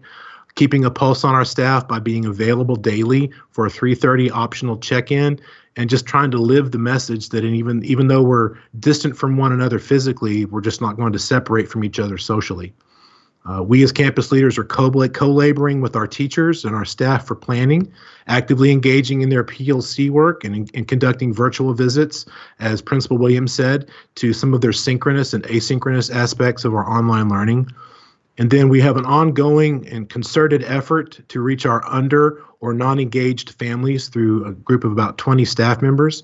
This has revealed a few families who are in need of devices or access, and even some whose families are directly affected by the COVID-19 situation, and has allowed our PTO to provide some meals and other supports for those families. But most importantly, the situation reveals the importance of having a high-functioning team and demonstrating compassion. Mr. Yaffe, do you have something to add? This is David Yaffe, principal of Clements High School. Thank you, Mr. Fickle. Thank you, Ms. Williams also. Good evening, President Burdine. Good evening, Board of Trustees. And hello again, Dr. Dupree. I will echo what Elizabeth and Keith said and really focus in on the two main points that I have on my notes, and that's establishing through clear communication that as much of the routine as is possible for our kids, our staff, and our families. So there are things that I've done for many, many years that I want to continue doing, even if it's in a virtual way, with faculty meetings, department head meetings, office hour times, but also my weekly bulletins to the staff and periodic letters to the community that have been sent out really give people just a sense that they're in touch with their school, that they haven't been forgotten about, and that we're providing as clear as possible communication to them through our normal channels. And then the second thing is that team approach that Keith mentioned. At our large high schools, it's completely impossible to do all these things alone or to be totally driven by the principal. So I'm just so proud of my leadership team on the campus right now. My department heads and my assistant principals are doing amazing jobs. We have a set administrative team meeting every morning after town hall, and then we carry that on to department head meetings each week on Wednesdays. And then my assistant principals and the department heads lead department meetings of all the teachers in those departments on Thursdays. So that repetitive pattern knows, teachers know that they'll have a venue to ask questions. We keep them informed on all of the new things that we're building on the fly related to constructing an online high school within an online school district in a matter of weeks. Thank you for letting me share this tonight, and I look forward to answering your questions and sharing a little bit more in a few minutes. Good evening. My name is Susan Coer, and I am the Algebra 1 teacher at James Bowie Middle School. I'm also the department head for the math department. So I'm going to speak with you a little bit from the perspective of a teacher and a campus leader this evening. I've also been fortunate enough through this process to participate on a teacher focus group in the mornings. So Stephanie and many of her team members will meet with us and talk to us about some of the procedures and things that we were kind of in the process of creating for the first time in this platform. So it's been a pleasure for me to be able to give that teacher voice in those meetings, so that when they're coming up with the ideas of what they're going to tell the campuses and the teachers, we're able to give our feedback before decisions are officially made. Also on my campus, I'm pretty fortunate at Bowie because our principal, Mr. Schillingberg's really taken the time at thinking about how can we maintain some normal things that we do at Bowie. And knowing that many of our parents have students at multiple grade levels, we wanted to make sure we could keep as much consistency as possible for our students when they are logging into Schoology, trying to stay consistent with what they're familiar with, how we've posted our minutes throughout the year for them, our weekly newsletters, and that kind of information. Same with office hours, just maintaining that normalcy for the kids so they knew that we were still here for them. So as a department head on the front end, I do a lot of that planning with my admin team to make sure that I've kind of created the example for my teachers and my department to follow, so that we're trying to stay consistent with the kids, to keep those kids engaged and coming back, because it is something we think about on our campus, about the fatigue and sustaining this long term. So we feel like it was a great opportunity that the district provided the curriculum on the front end so we could see an exemplar model. So now as we are transitioning into that writing stage, we can continue that and brainstorm, how are we going to add in some of those extra things for the kids to keep coming back and keep engaging in that learning for the long term. And also have the parent role that I wear. I have a 3rd grader and an 8th grader, so keeping them engaged as well is important to me too. So I'm kind of passionate about making sure that we have a smooth transition as we've gone into this process. So definitely engagement is something we talk a lot about, but I do feel like it's running pretty smoothly for us so far. Thank you. Hi, my name is Lindsay Clark. I teach at James Patterson Elementary. I teach kindergarten ELA, and I am also the team leader. In regards to the student engagement and online learning, especially for the younger students, we have to take into account that the parents are going to be a huge support for these students in navigating through the online learning. So a big part of that is when we do plan as a team or we plan with other teachers at our school, we make sure to think about those needs, and whether that's videoing our screen, showing how to navigate through folders, continuing to build those relationships and making sure our parents know we are there for them, we support them, and we are there for whatever needs they have. So the parents have been wonderful. They're, if they have a question saying, I'm concerned about this, or I'm having a hard time finding this assignment.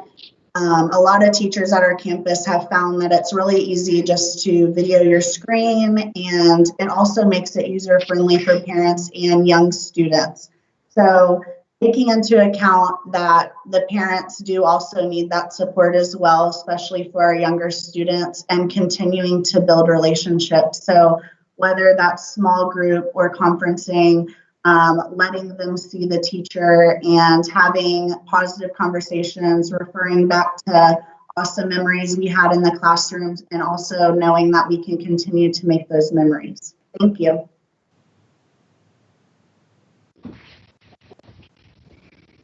Good evening, I'm Marcy Finley. I teach calculus and algebra 1 at Dulles High School. I also am the tech integration champion and the math department head, and I'm a mom to a senior at Dulles. Thinking about the implementation of online learning and the engagement of our students, the biggest thing that I think I have done so far is really help support the communication on our campus and with our parents. Right away, I helped them set up Teams, the chats that we use regularly for all of our PLCs and our departments. And I've been a regular facilitator for all of those teachers. And if you know anything about Dulles, we've been around a little while. So I have teachers on my campus that have been there 40 years and some that have been there for less than a year. And so it takes a little bit of help on either end. And that's part of what we've been able to do as a campus, is to support one another. And I have to say, I have to shout out to our tech department in our district, and just say thank you for all of the infrastructure that we do have that is supporting this very difficult undertaking. Everything from our teacher laptops to Schoology to Microsoft Teams and Office 365 has really given us a way to facilitate this learning, and I appreciate it more than you'll know. It's made communicating much easier. It's very easy for me to have a teacher who calls me in tears, in a panic, that says, I can't get this working in Schoology, and I'll say, well, hop over to Teams and we'll do this together, and we are able to do it together very quickly. The same thing with students. This has been an important time right now as we launch this online learning to reassure them, and that has been a big part of what we've been doing right now. As Stephanie said, when we launched this, the district was very wise to take a slow pace and allow our students time to learn how to engage in these online activities before they felt like they were accountable for any kind of curriculum. And in doing so, they got to try some different activities, some different online resources, and really feel it out and ask some questions and be more confident. But, we've done everything from my math department meeting every single day until the middle of last week, which was more than I thought they would need, but surprisingly they did need that, and they really enjoyed being able to see one another, ask questions, get a little more confident in what they were doing. It was well worth the time. So it's been quite an undertaking, but I feel like the work that we're doing is beneficial, and I see a lot of work still to be done. Connecting with our parents is a big deal, and our students, and we continue to work there. Thank you so much for allowing us to be here tonight.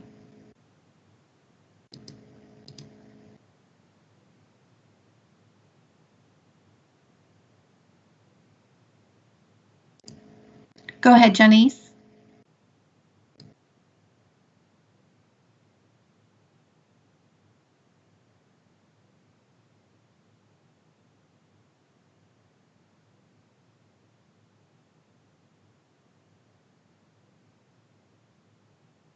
Janice, are you able to unmute?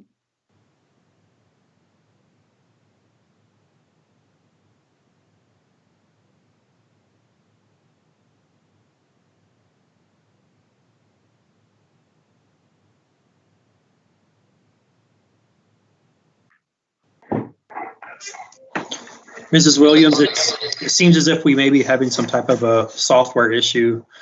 I don't know if that's the case, but things are kind of slow and spotty, for lack of better terms. So. Okay, thank you, Mr. Burdine.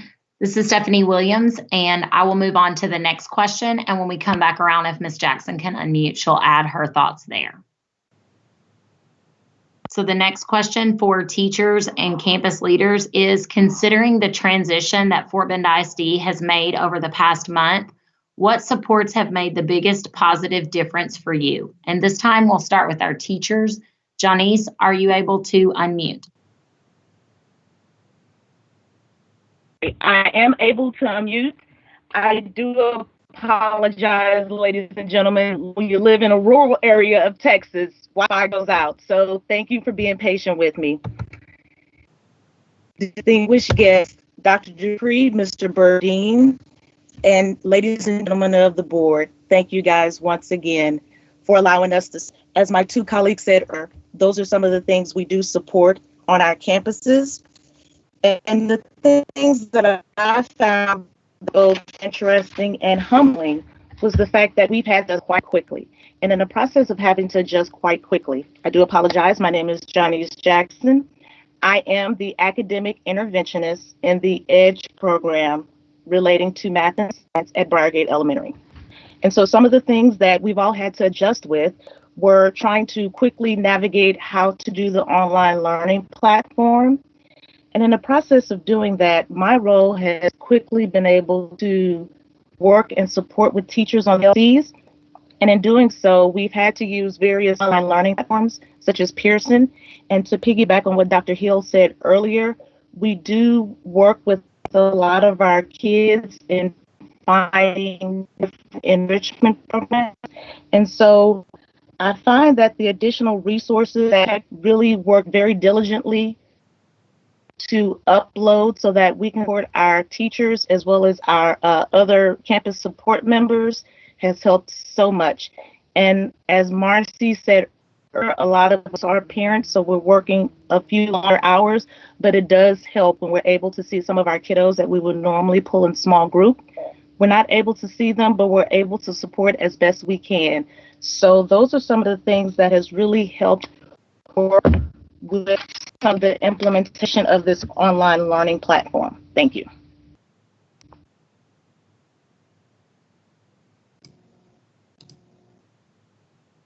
Good evening. This is Marcy Finley again at Dulles High School, high school algebra and calculus teacher. In regard to this question, what's been the biggest difference to us? I would say, to me personally, it's just the communication we get. Regularly, we get communication from our campus leaders, and I've been fortunate to be a part of a focus group with Ms. Williams, and that has helped a lot to allow us to give the teacher perspective of everything that's going on. And again, I can't express enough how important the communication tools that we have right now are really helping this process. Good evening. This is Susan Coer again at Bowie Middle School. And I did want to say really for me, this positive transition was the district communication. I felt very fortunate that the fast turnaround that they had to make in putting all the pieces in place, from what technology platforms were we going to use, what were we going to engage students with, how is this process going to unfold, and sure, there may have been bumps in the road, but I feel like It's been a very fluid process overall, given the time that we had. So it is appreciated, all the way down to the communication from town hall to my principal, which he allows me to then pass on to our department. I feel like that there's a lot of people, stakeholders that really are involved in this situation more than I ever even could imagine thinking, but I do thank them for the time they've spent trying to make sure that this did run smoothly. But I also can tell you that as a parent of a dyslexic 9-year-old child, it has been a pleasure to watch what her school has done for her. She has 3 live Zoom meetings a week. Her instruction didn't miss a beat.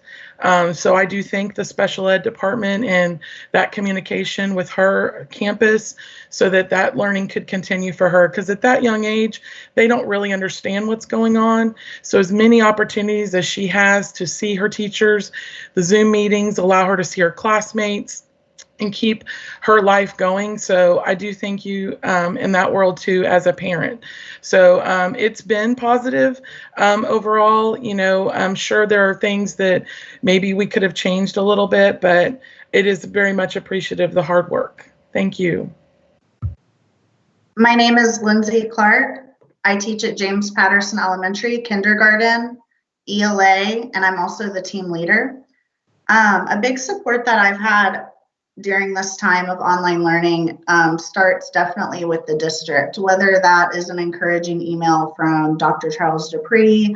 Many of the teachers have had conversations about just the videos, and knowing how supported we are from him also is very important, but also just the schedule that the district had for us for launching online learning, like Susan mentioned, is very important. It made us feel less overwhelmed. It was fast paced, but it was realistic for our students and for our parents. It allowed us to be very focused on what our tasks were on that day or on that time.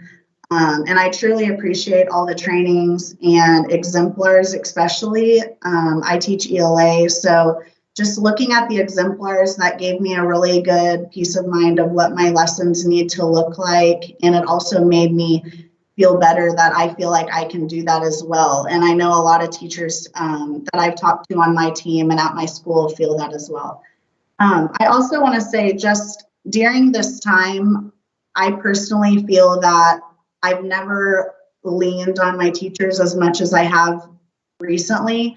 And whether that's my team support, my team's been amazing. And, you know, we message each other, we do Zoom chats, we say, what's your celebration for the day? But also staff. I just know I can contact any staff at my school if I have a technical problem or a question, or I want to try out a new thing that I've never done. I know I can contact, you know, teachers at my school, but also even teachers at other schools, whether that's a grade level or friends that are in other elementary schools. I just feel like we've all very much taken on this task and we've collaborated like superstars. And I truly appreciate everyone that has been supportive in district, but also actually in the schools. Thank you so much. Hello again, this is David Yaffe, principal of Clements.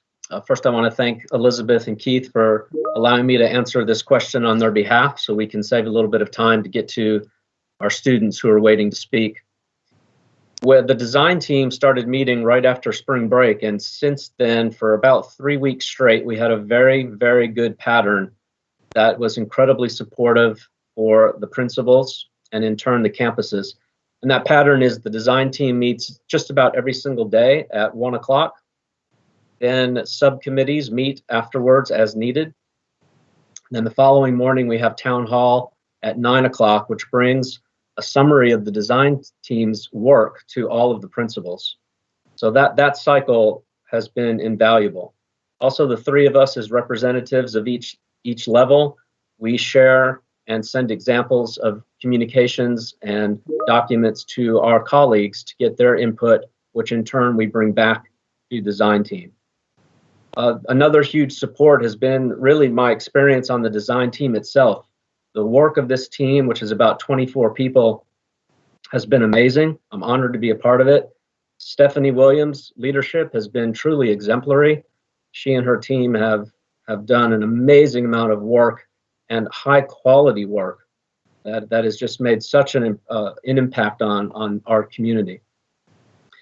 The support from the Department of School Leadership has been ever present, any time of day just about, and there are some very late night texts and phone calls, but they have been there to help all along and continue to do so. And then really I hadn't thought about this until tonight, but just listening to the Board of Trustees this evening really anchored for me something that I've always known, having worked in the district for quite a long time, that we have something special, a huge sense of community and togetherness that has never been more important now, but also has never been more evident. So I want to thank everybody, and again, thank you for this time. Back to you, Stephanie. Thank you, Mr. Yaffe, and all of our principals and teachers. At this time, I'm going to transition. I have two questions for our students, and I know that you are going to choose which one that you respond to. So I'm going to start with the first question, and whoever wants to respond to this one can jump right in. So what do you want our leaders to know about this transition and areas where we can continue to support our students? Hello, everyone. My name is Krishiv Ella. I'm a senior at Clements High School, and I represent Clements in Student Leadership 102. I think Gabrielle and I both have a comment that we want to give to this question. So first off, I want to thank everyone, especially our teachers, for trying to implement the weeks of classroom learning into an online format and for helping make this transition. My peers and I really appreciate all the hard work that's been put in by everyone. However, students still have faced a number of issues with the online learning system. Schoology has crashed for multiple hours at a time on various occasions, and teachers have posted many messages at once, which often get missed and mixed up with other teachers' messages, leading to students not realizing that certain assignments have even been given, and an overall confusion as to what we students are expected to do during this hiatus. The main thing that I believe that we students and our families need is information. I think that if we had more information, there'd be less panic and everyone's nerves would be eased. This includes more large scope information, like what's going to happen with graduation. This certainly applies to me and all my senior peers. Graduation is a very high priority for us. And this also includes more day-to-day things that students deal with, mainly assignments and due dates in our classes. Having that information would really clear up everyone's concerns and help calm everyone down. And I'll hand it off to Gabrielle.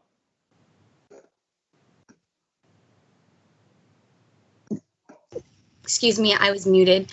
Good evening. I am Gabrielle Jackson, a junior at Kempner High School and the Lead Voices Ambassador for my campus. The Student Voice Advisory Network and I conducted a survey regarding the online learning experience across the district. And thus far, we have received 731 responses, which revealed the following key points and themes. In regards to the question, we were recently asked, students feel that they are receiving more assignments than they would be in class.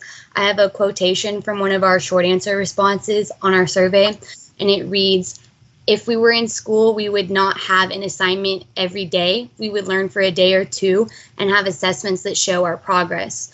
Many students would also like to see more pre-recorded videos of classroom-style lectures so we can take our own notes rather than using templates provided on Schoology. Many students wish that their teachers were more aware of everyone's different learning styles. I have a quotation that reads, while it is understood that this situation cannot be avoided, online learning is not for everyone. This environment is not always conducive to how I take in and understand information. A way we could combat these feelings of stress and overwhelmedness is by placing individual due dates on assignments as if we were still in school, instead of saying that all of week one is going to be due on one day at one time. So, like I said, maybe providing some form of suggested guidelines or a roadmap as to how we are to go about completing the week's worth of assignments, I think students would start to feel less stress and they would have a little bit more clarity of what is expected from them each day in the new online classroom.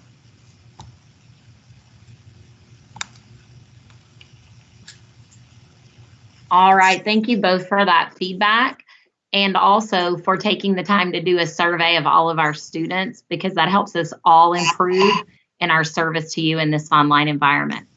So I'm going to transition to the next question.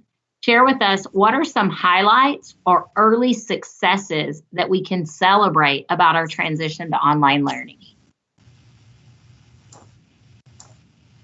So personally, I have not faced any major issues. As I mentioned before, I have had classmates who have had schools crash on them, but I've been able to get through the few weeks that we've done online learning with no major issues. I've been able to work with Schoology and I've had very little trouble with communication in most of my classes.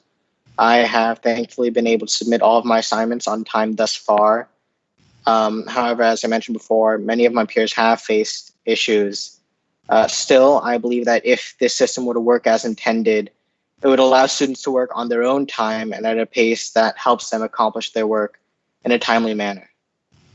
And I'll hand it off to Gabrielle.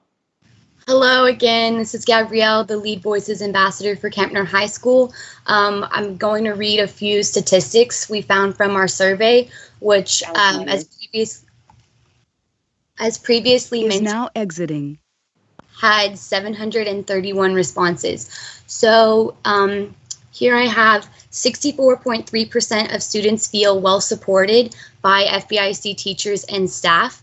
On a scale of 1 to 5, 1 being a not so positive experience and 5 being excellent, 71.5% of those who participated scored a 3 or higher on overall online experience. And lastly, 60.5% noted that despite their current circumstances, they are still learning new material. So I just wanted to end with you all on that positive note. I'm sorry, but Gabrielle, could you please restate what you just said again, starting before the statistics? Yes, I can. Is there a problem with my mic?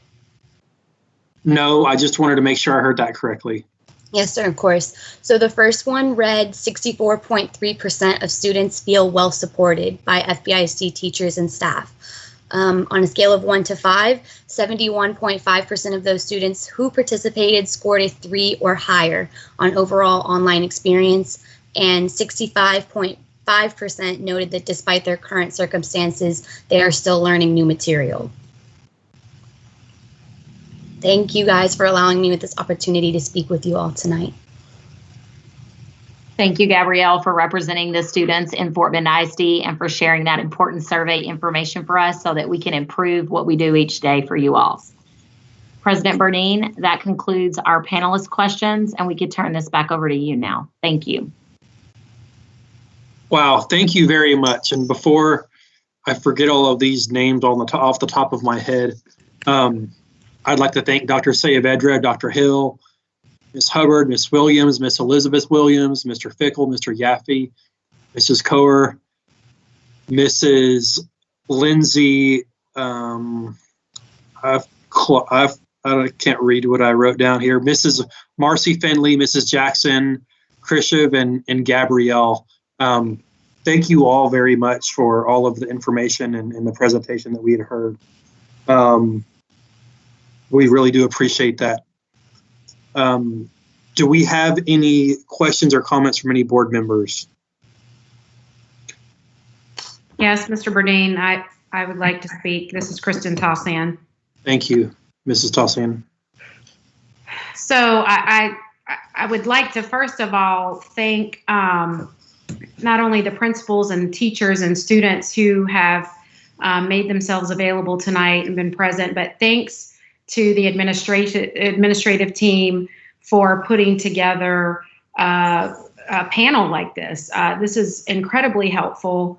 I know I have 2 kids in Fort Bend ISD in my home. I know what their personal experiences have been, but this is tremendously helpful to hear from principals, from teachers, and from students what support you need, how you feel supported, and generally how things are going in the district in this really crazy time. So this has been a fantastic opportunity for me personally to hear what's going on and what you guys are doing and how you feel. So thank you for taking the time to be here tonight. I especially appreciate the statistics that Gabrielle shared there at the end.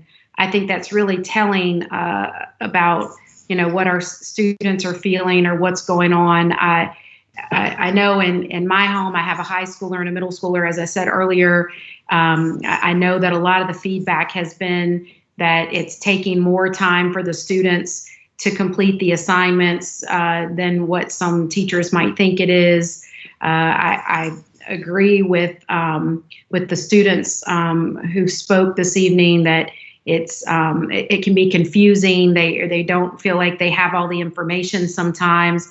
There have been some Schoology quirks that I think a lot of the kids have been able to work through, but I know that I had a couple of parents give me feedback that it would be easier if they could go to one place and see what's due or what work there is instead of having to click on all the various teachers' sites. And that was an elementary parent that said that to me.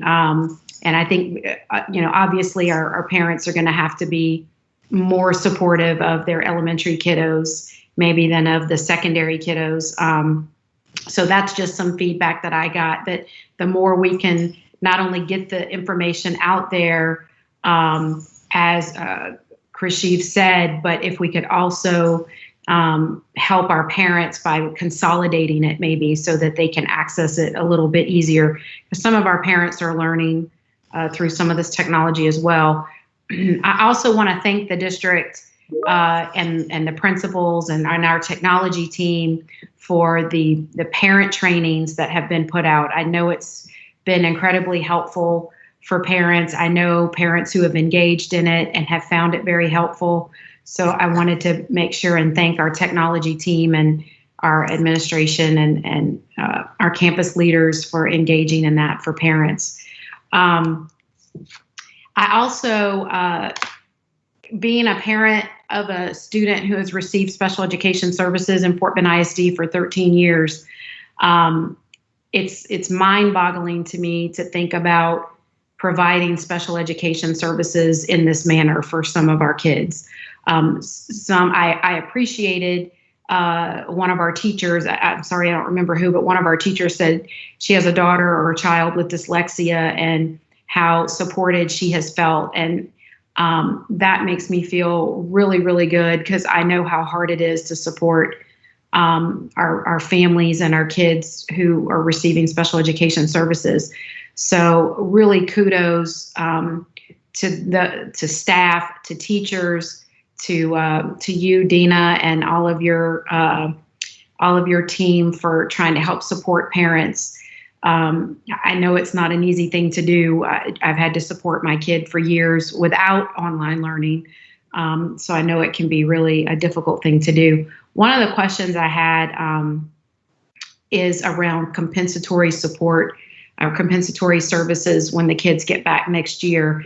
And you may have addressed this, Dina, and if you did and I missed it, I apologize. But how are we planning for compensatory services? I know it's on a case-by-case basis. I know ARD meetings have to be convened to look at that, but I just want to make sure that we as a district are prepared for that when our kids go back to school next year.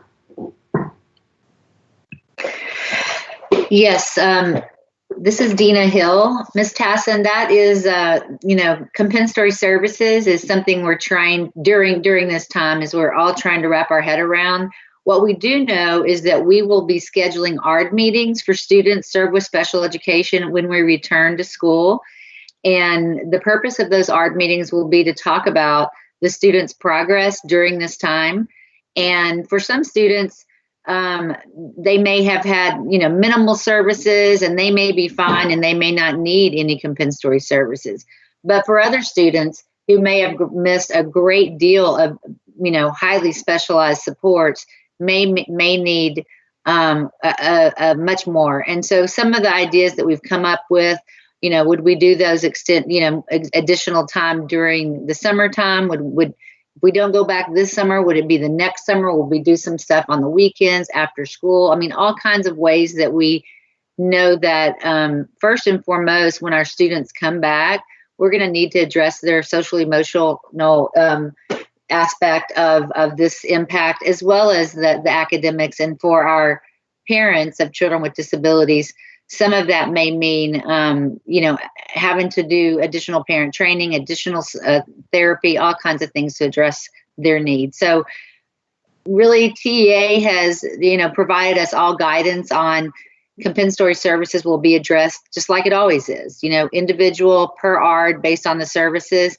And then we're going to have to, also tackle how did this COVID, what was the impact on students emotionally and academically. Yeah, well, okay, so thanks for that update. And I mean, it's what I would have expected, that we're going to have those individual ARD meetings, and we're going to have to determine what each kid needs. I just know that we're going to have a lot more compensatory services, or the need for more compensatory services than we normally do. I know it could potentially be a strain on staff and on teachers, and so these are the things I'm thinking of as a board member and as a parent, and just want to make sure that we as a district are preparing for that. I appreciate the thoughts about, getting some of that in the summer, especially prepping kids. And I know we may be thinking about that for all of our students, not just our students with disabilities. And we're going to have gaps to fill for all of our students. And, having a child myself with an intellectual disability, I know that gaps are much greater for kids with intellectual disabilities even. So it's even more of a concern when they get behind. And so I appreciate you guys thinking about that and getting ahead of that. And to the extent the board can help support that, I would ask that some of those asks are I guess we're kept updated, and some of those asks are made. I don't know if Dr. Dupree, if we're thinking about starting school earlier next year. I'm sure these are all factors you guys are considering, but especially with our students with disabilities, as well as all students, if we need to start considering those things. I know as a board member would like to know about that sooner rather than later. Yes, that is part of our planning I was referring to earlier, kind of our longer range plan that we'll be providing more updates monthly. And so I'm guessing we'll have a little more substantive information about next year's calendar at the May meeting. Okay, good. Thanks for that. I think that's all the questions I had at this time. Again, thanks to everyone for participating tonight. And as a parent who's watching her kids go through all of this, special thanks to you principals and you teachers who are boots on the ground handling all of this with our kids. I really appreciate you. Thank you, Mrs. Tossan. Mr. Jim Rice. Thank you, Mr. Burdine. This is Jim Rice. I am thinking back to the Monday before spring break. Something Mr. Yaffe said made me think of this. Probably for most folks on the Monday before spring break, you're looking forward to spring break and having a week off and so forth. But by the Friday before spring break, suddenly, I know for you, Dr. Dupree, you're faced with, oh yeah, we're not coming back to school after spring break, and we'll be teaching 78,000 students online. And so let's get busy and get after it. So it's quite a tall order, as has been mentioned. And listening to everyone, I've been very impressed with the fact that you're able to go into Microsoft Teams and help one another figure out how to do something, because the first time you do it, it is daunting. And so I would like to give a shout out to everyone who participated in putting together the online instruction for K through 12, and also to Mr. Pham and his team for making sure the technology could stand up to it and help everyone. And I really appreciate the comments of Gabrielle and Khrushchev. Gabrielle, I don't know if you're still on the line, but I think you're from Elkins. Did I hear that correctly? This is Gabrielle. I'm from Kempner High School. Kempner. Okay. Yes. Well, I was very impressed with the way that you and Khrushchev delivered your information. It was very candid, very straightforward, very professional. And I'd say you both probably have good school board material, school board trustee material, and later on down the road. Thank you. You both did a great job in representing your respective schools. Thank you very much, and thank you to all of the teachers and everyone who participated. Thank you, Mr. Burdine. Thank you, Mr. Rice. Mr. Rosenthal. Yes, this is Dave Rosenthal. I would also like to thank the panelists and especially our students, and would echo Mr. Rice's comments concerning our students specifically. I do have a question for Gabrielle, since you were kind of the deliverer of the statistics. And you had stated that, online learning is not for everyone. And we all in this business know that not everyone learns the same way. And so we certainly understand your sentiment on that. But I'm just curious, you may or may not have an answer, I don't know. But let's just say that a year from now, again, thankfully, or hopefully there won't be any of this pandemic or shutdowns or stay-at-homes. Do you think that there is a segment of Fort Bend ISD students who actually would benefit from online learning as we have it now, or probably improve from now? Because again, I know that teachers, staff, students, they're learning something about this every day, and they're improving it every day. So I was just kind of curious as to your opinion on that. Hi, just want to put out there that the survey, I was here to represent like the general feedback from the survey, but from my personal point of view, I enjoy online learning because I am a student who can be held accountable for my work, so I do enjoy having that flexible work schedule. But I know that there's not everyone who can have the ability to succeed fully with like such a lack of structure. So like, yes, there is a segment of FBISD that can benefit from this, but I think our other students are really missing that face-to-face interaction in order to succeed. Sure. Well, thank you. I appreciate your opinion on that. So thank you all again. Thank you, Mr. Rosenthal. Mrs. James?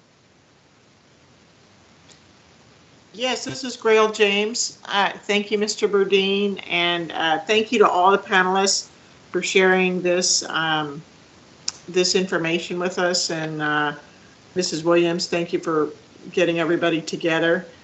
I appreciate it, especially I'll echo my colleagues who appreciated hearing from the students. We asked Dr. Dupree about hearing from students on a regular basis. I don't think we thought we were going to be doing it in this environment. But I think it's worked out really well. So I appreciate the staff for embracing that concept and moving it forward. I also wanted to, I guess I want to just say a word of appreciation. I guess it occurs to me that we've done the amazing work that's been done by the staff in the past 3 weeks to sort of transform how we do education. And we've done it through a process that we've used in the past to do other work around the district. And I think that's really exciting when I hear about the design team and how we outlined a plan and worked on, focused on what our vision was, and then develop the parts of the plan and evaluating what we're doing. That's really exciting to me to see how we've developed kind of a style. And I know that's an ongoing process, but I just want to acknowledge that Mr. Yaffe brought it up, and I think a couple of the others alluded to their positive experience with the focus groups, their positive experience with the output, their positive experience in being able to give feedback and get help, or how changes were made. So I just really appreciate that. And then the other thing that I don't think's been brought up yet, but I noticed it in one of the memos that we got, is the concept of setting up the call center, and how that's just been really a lifeline for people when they've had hardware trouble, when they've had software difficulties, when they've had just questions in general or concerns. And I want to just thank the folks that are staffing that and triaging that, and then getting the questions to the right people so that the community can get their questions answered.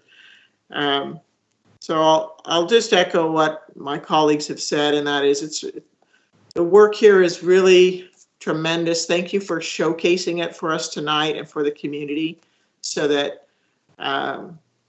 we can understand it better, but also so that we can know just really, really how far we've come, and the opportunities that we can look ahead, look to in the future. And I think that the other big takeaway for the students and for the staff, really for everyone, is to be patient with ourselves as we're going through this process. And I appreciate that very much, because it's really is a learning opportunity where we can learn to do something new that's online learning, and then evaluate it and see how we can apply it, how we can make it better, how it works, when it doesn't work, what types of things work. And I think that'll make us a better school district overall. So I just thanks for this opportunity, and appreciate all the folks on the panel and the leaders who put it together. And thank you, Mr. Burdine. Thank you, Mrs. James. If there was anyone else that would like to make a comment or have a question, please speak up. With that being said, as Mrs. James has stated, thank you for showcasing the work that's been done.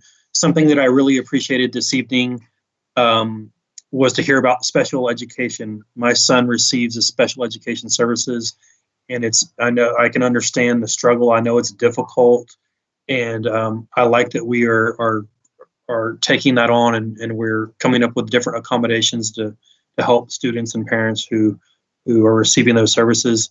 Once again, thank you to the panelists this evening. It was refreshing to hear from students. Always like to hear from students. I think that's extremely powerful. And once again, I left off Miss Lindsay Clark earlier because I didn't write her name down as clear as I should have. And once again, thank you to all the panelists.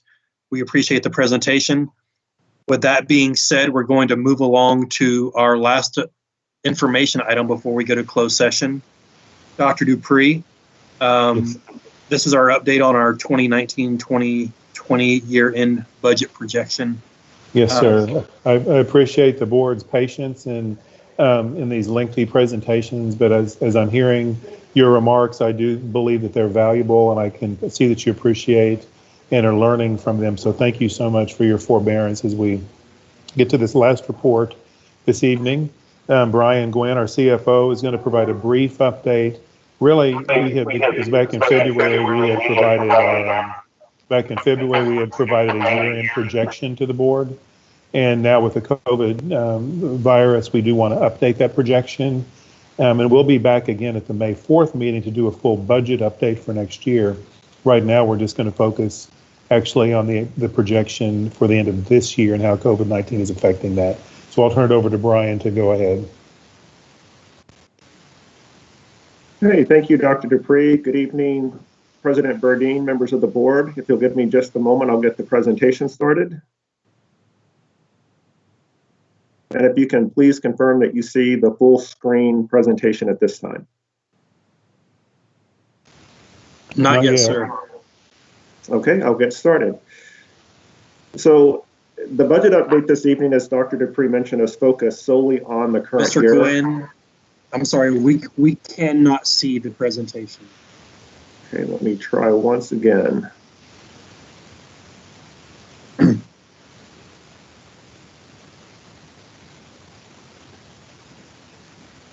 There we go. We're good. Okay. Okay, and you see it full screen? Yes, sir. Okay, very good. So the budget, as Dr. Dupree mentioned, is focused solely on the current year. First, I'll give you a brief update on actions taken at the state and federal level in response to COVID-19. And then Gwen Touche, our Chief Human Resources Officer, will provide information on the Family First Act. And finally, we'll show you an updated forecast of how we anticipate ending fiscal year 2019 based on the district's response thus far to COVID-19.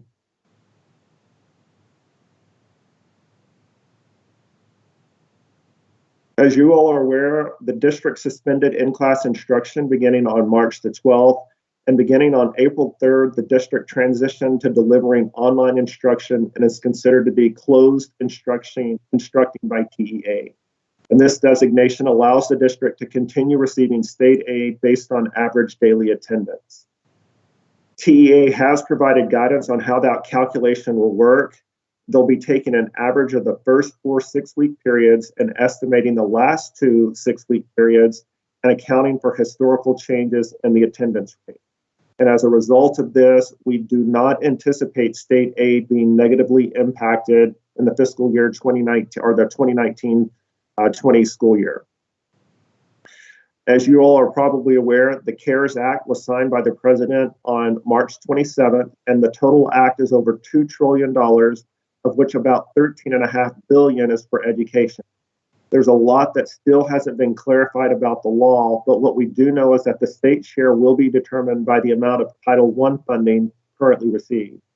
States must also agree to spend the same amount on education for the next 3 years as they did based on the average of the last 3 years, though there is a provision that allows the Secretary of Education to waive this requirement on a case-by-case basis.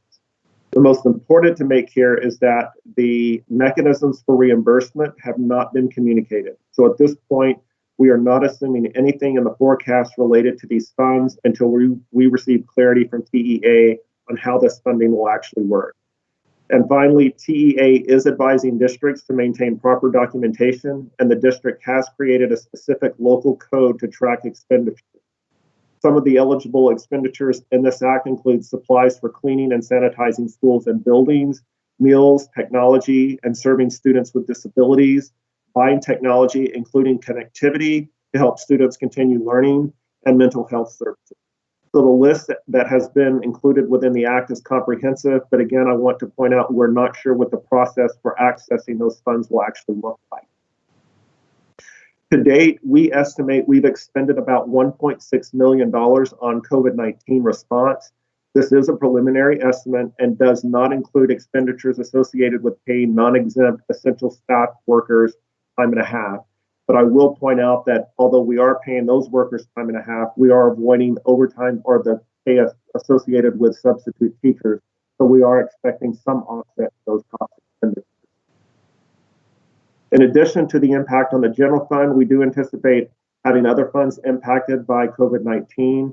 The board approved the parameter sale of debt in January, and we do expect that transaction to move forward as planned. There has been some turmoil in the market, but it seems to have settled, and we're encouraged by recent transactions that have occurred, notably Collin County Community College, where Steve Bassett, our former CFO, is now CFO, had that transaction, and it was very successful. And we're continuing to work closely with our financial advisors on our transaction and looking to them to provide advice on if it's appropriate to move forward at this point. And at this point, they have indicated that there's no reason that we should continue postponing the transaction. In the Child Nutrition Fund, we're serving about 10,000 meals a day at 23 sites. And although these meals should be reimbursable under the CARES Act, we do know that when factoring in the cost of labor, we'll likely see an impact on the fund balance and the Child Nutrition Fund. However, there are sufficient reserves to cover that, but this will delay us in reaching the 60-day reserve that is recommended in the Gibson audit. And in our enterprise funds, as you're aware, all facilities are currently closed to outside use, so there's no anticipated revenue there. However, again, we do have fund balance that will handle those losses. And then finally, in our internal service funds, as we reported previously, we've seen losses in our print shop fund. And given that they're not able to take on additional jobs, that loss will persist. However, again, as I mentioned, the enterprise fund has sufficient fund balance to offset that loss. And then finally, in the health insurance fund, as you recall, that fund has been operating in the black throughout the year. There could be an impact based on employees who sought treatment under the health plan for COVID-19, and that could have an impact on that fund. So to briefly recap before I turn it over to Gwen, I'd like to say that at this point, we do not anticipate a negative impact on state aid in 1920, as I mentioned. We expect some level of reimbursement from the federal government on COVID-19 related expenditures, but we're uncertain of the timing. And we have sufficient fund balance to offset the costs that we're currently incurring in 1920. And now I'll turn it over to Gwen for an update on the Family First Act, and then I'll come back and show you the 2019 forecast. Gwen? All right, thank you, Brian.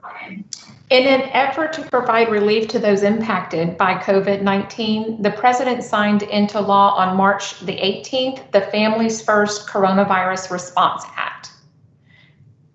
On April 1st, the Emergency Family Medical Leave Expansion Act and Emergency Paid Sick Leave Act went into effect for those who are eligible. In many respects, these two acts operate independently, but they are also meant to align with one another.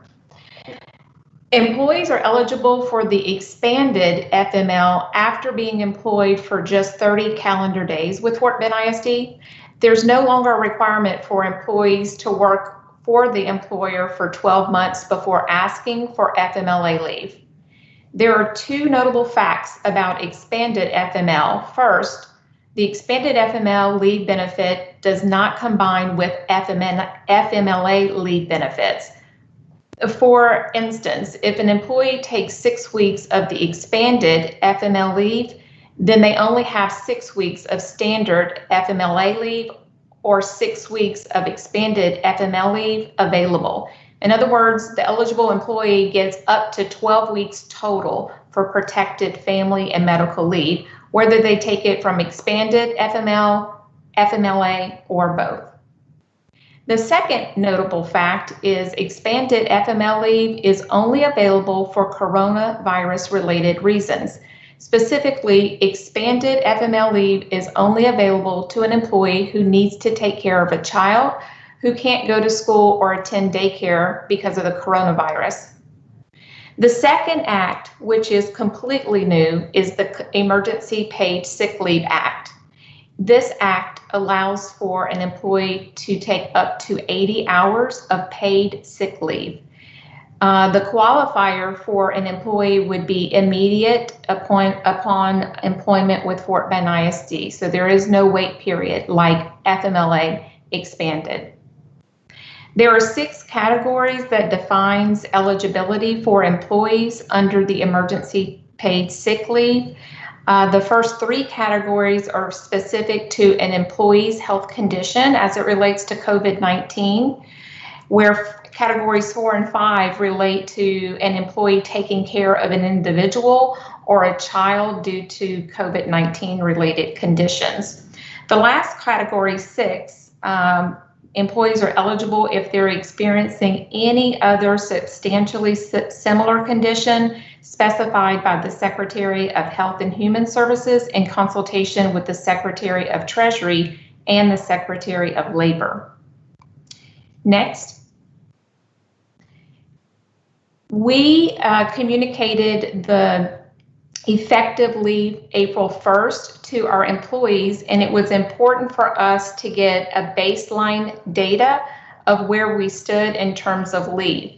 So the data set you're looking at toward the bottom is the total number of employees that took leave over the 2018-19 school year. We had 1,103 employees who went out on leave. 434 of those were teachers. So far this year for the 2019-20 school year, we have we have had 713 employees go out on leave, with 275 of those being teachers.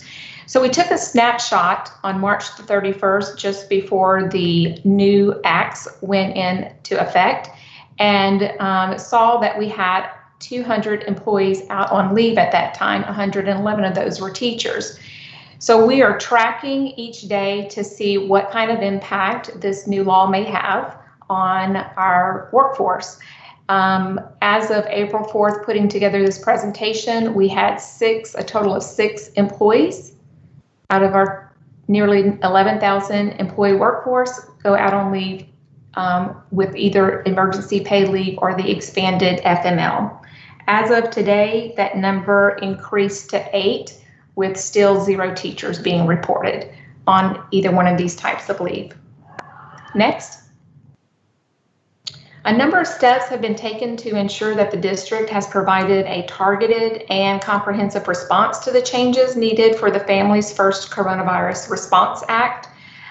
Fort Bend ISD provided notice of employees' rights through several communication pathways. A required Department of Labor poster was linked to our website, communicated directly to all employee email users, and was placed at worksite locations where employees are reporting to work each day. This employee rights notification is also located on the landing page of our HR Leaves webpage. An expedited leave request process was created to ensure immediate employee support, including the need for us to scale up HR resources to provide the needed support. We've also provided training and support to our leaders to be in compliance, and we are in the process of developing a workforce plan to provide quality coverage for teacher absences should those increase. This plan is near completion, and it's in development, being led by the design team. And lastly, we've created a wellness resource guide for accessing counseling, self-care activities, stress management, virtual fitness classes, zero-cost COVID-19 medical services, quick access to COVID-19 needed information and phone numbers for our employees. Now I'll pass it back over to Brian. Thank you, Gwen. This is Brian Gwynn, CFO once again. And to wrap up the presentation, I'll give you some quick budget highlights before showing you the final presentation. As I mentioned earlier, we are accounting for the initial COVID-19 expenditures that we've experienced. So when I show you those forecasts, that $1.6 million is included. Some of the costs that we've not yet accounted for included overtime, and we believe those will be partially offset by savings from sub-costs. And we're also expecting savings from travel and training, office supplies, utilities, and other items that haven't yet been quantified. So the way that things will look as it stands right now, we're expecting to end the year with a surplus of $1.42 million, with revenues coming in about $8 million higher than projected, and expenditures coming in about $2.4 million less than what were originally budgeted. And that will result in an ending fund balance of $239.5 million. That puts us at a 29% operating reserve. If you recall, we have to maintain that at 25%, and we'll have 106 days in our fund balance reserve, which is above the 90-day requirement. And to provide you with some upcoming items that you will see in the coming weeks and months, in April, in accordance with the Texas Property Tax Code, the Fort Bend Central Appraisal District will provide the property value tax roll for tax year 2020, and staff will utilize that information in the truth in taxation calculations to determine the M&O and interest and sinking tax rate for the 2021 school year. And then in May, we'll have several action items for the board to consider, including setting the proposed tax rates for maintenance and operation and income and sinking fund. We'll also be calling the public hearing on the budget. And if there are any outstanding positions or compensation items, those will also be considered in May. And then finally, in June, we'll have the public hearing, and staff will present the 2021 proposed budget for consideration, as well as the year-end fund balance resolution and budget amendment. And those are all actions that are upcoming related specifically to the budget. And that concludes the presentation, and I'll be happy to answer any questions that the board may have. Thank you very much for that, Mr. Gwynn. And Mrs. Touche, Mr. Rice, did you have any questions or comments, sir?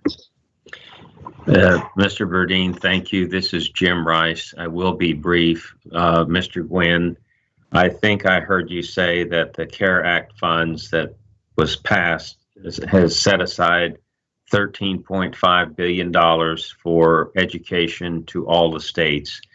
But in order to get that money, the states have to agree to fund public education spending at the prior 3-year average for the next 3 years.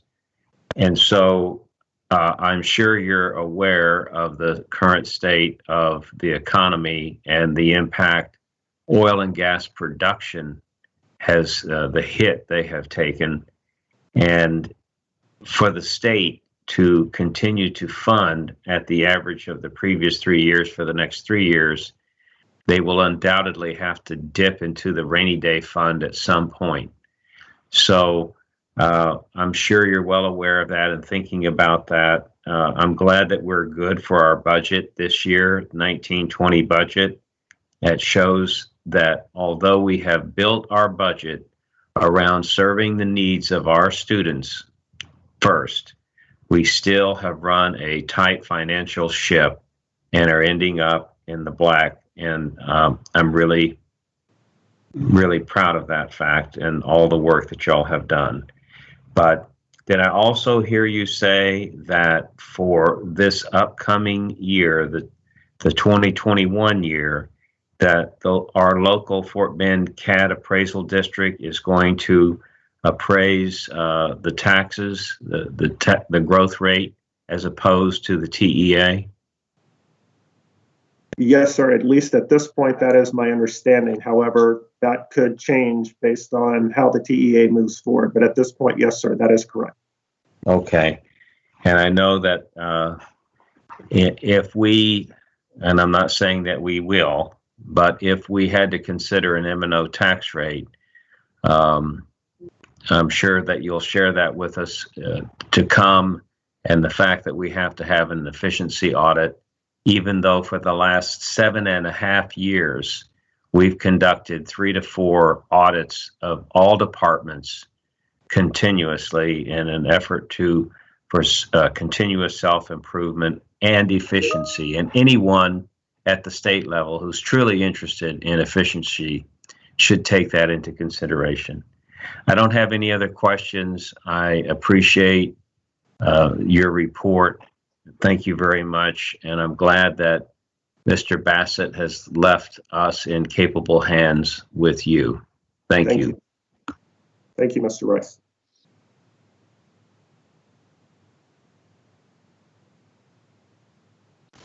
Brian, can you go ahead and take down the presentation, please? Yes, sir.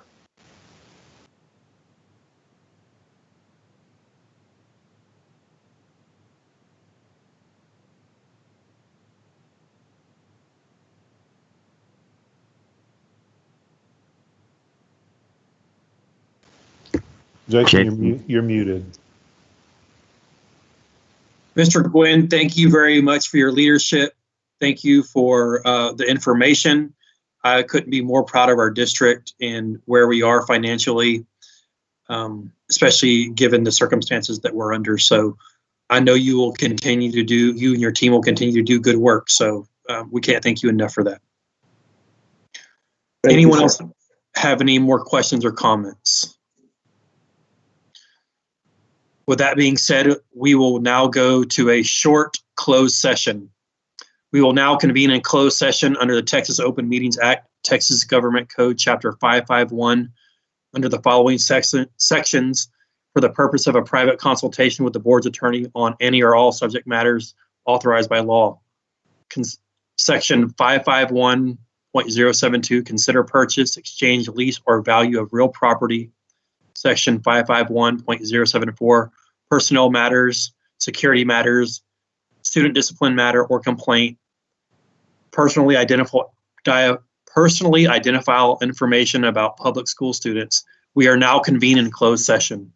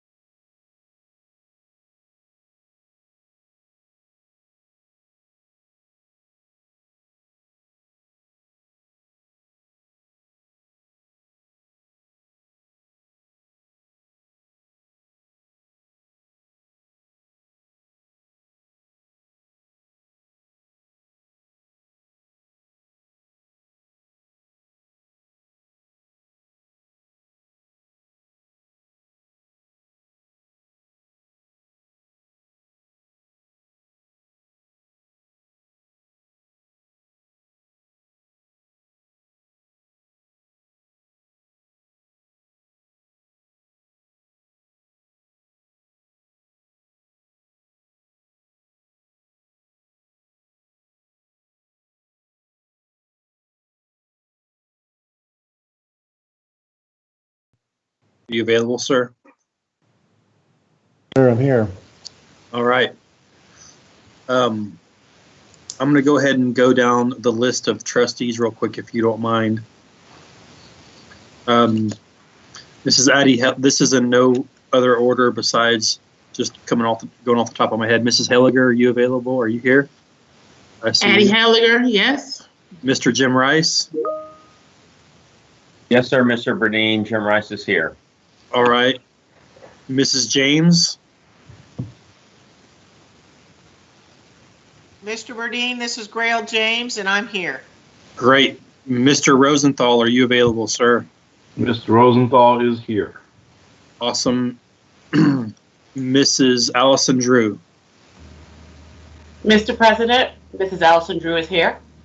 Awesome. And last but not least, Mrs. Tossan, are you available?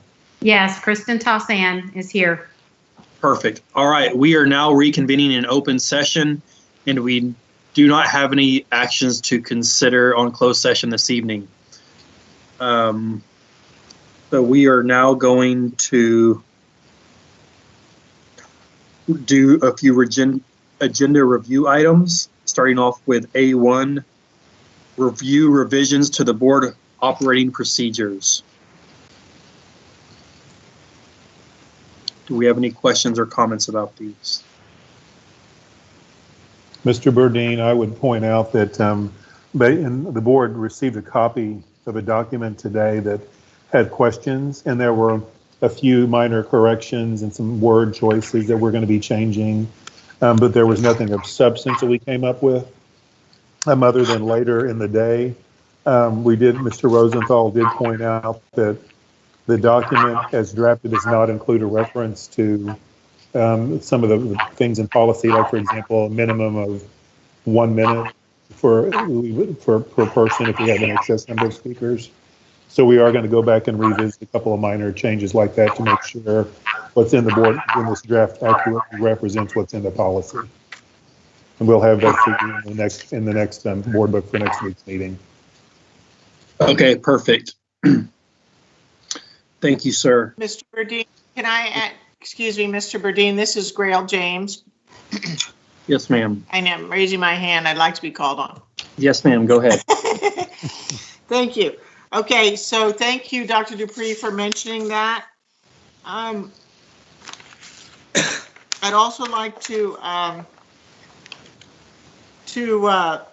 I think one of the things that the policy committee talked about when we talked about the policy that's related to that, to this part of the procedures, is that we needed to have something in the board operating procedures that gave the mechanism for when the the length of time of a speaker would change. So the policy gives the board president discretion when that happens, if we have a lot of speakers, but we need a mechanism written out that describes that, so it's fair for everybody.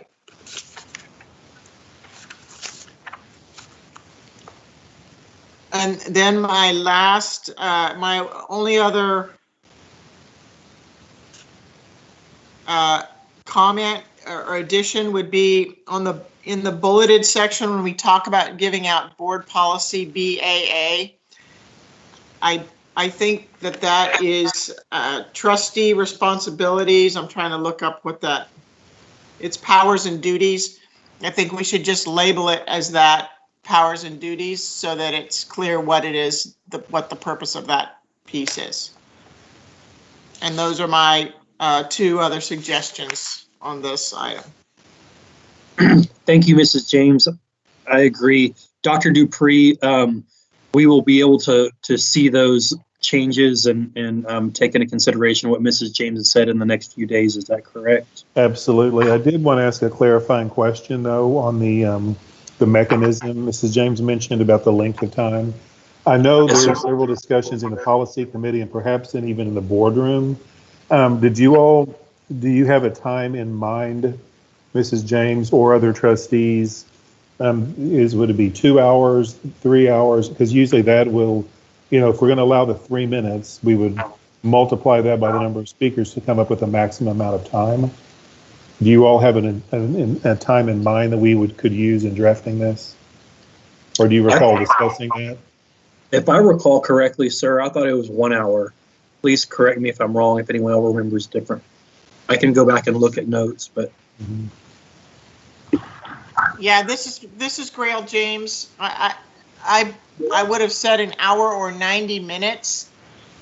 So I would say that's seems very likely. We can double check the policy committee notes on that. But and also I think another person you might check for reference who may have notes about it is Mr. Morris, who is involved with the governance committee, the policy committee, and so forth. Sounds good. We'll do that. Yes, ma'am. Thank you. Thank you, Mrs. James and Dr. Dupree. Next on our agenda is 6A2. Mrs. James, do you want to lead on this one?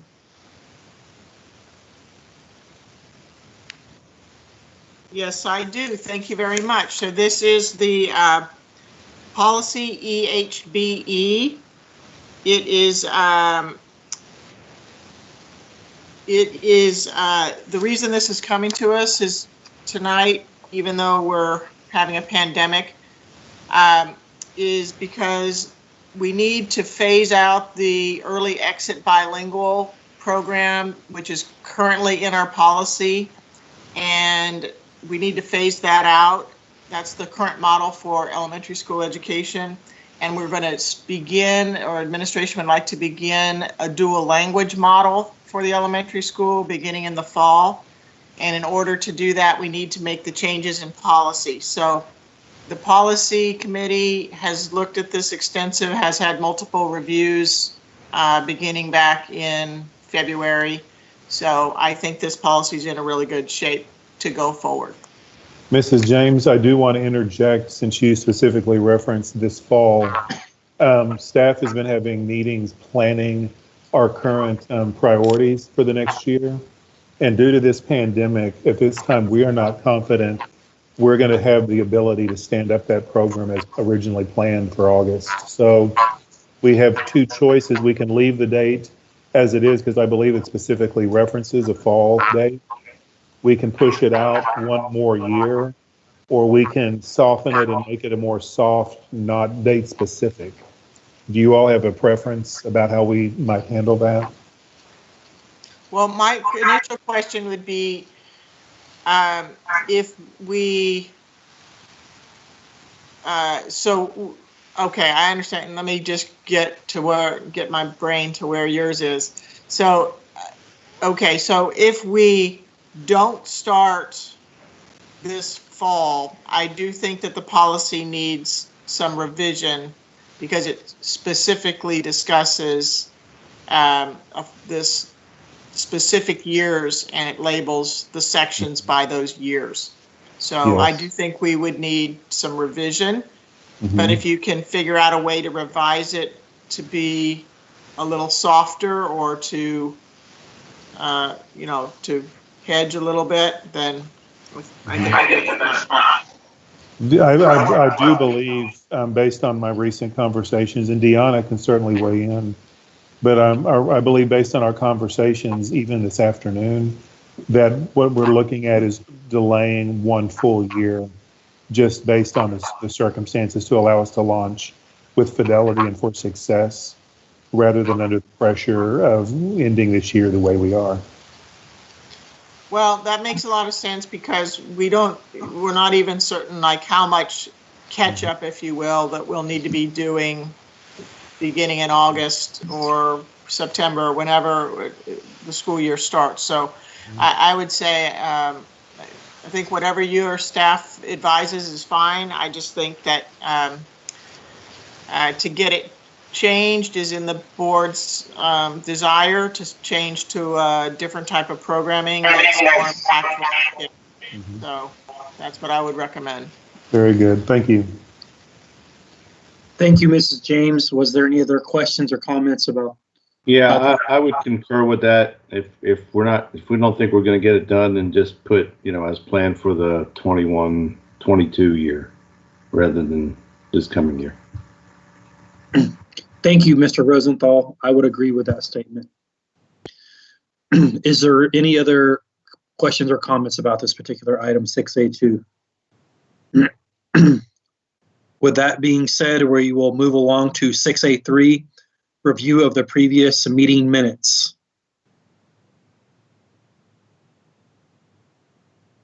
All right.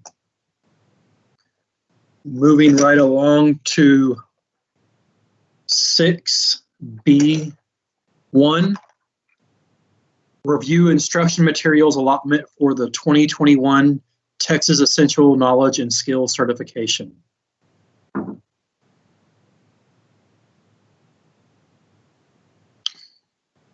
All right, 6B2A, review the purchase of K-12 instructional resources. Please speak up if you have any questions or comments. Moving along to 6B2B, review the Proclamation 2020 instructional resource adoption. Questions or comments? Moving along to 6C1A, review increased expenditure limit for clinic supplies, equipment, and related items.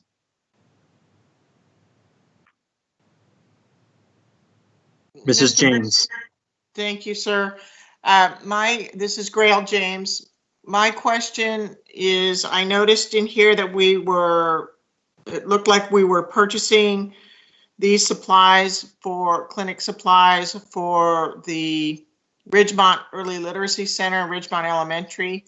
Are we planning to open up a health clinic or something at that campus? Those campuses, that campus? Deanna, would you respond, please? Yeah. Yes, sir.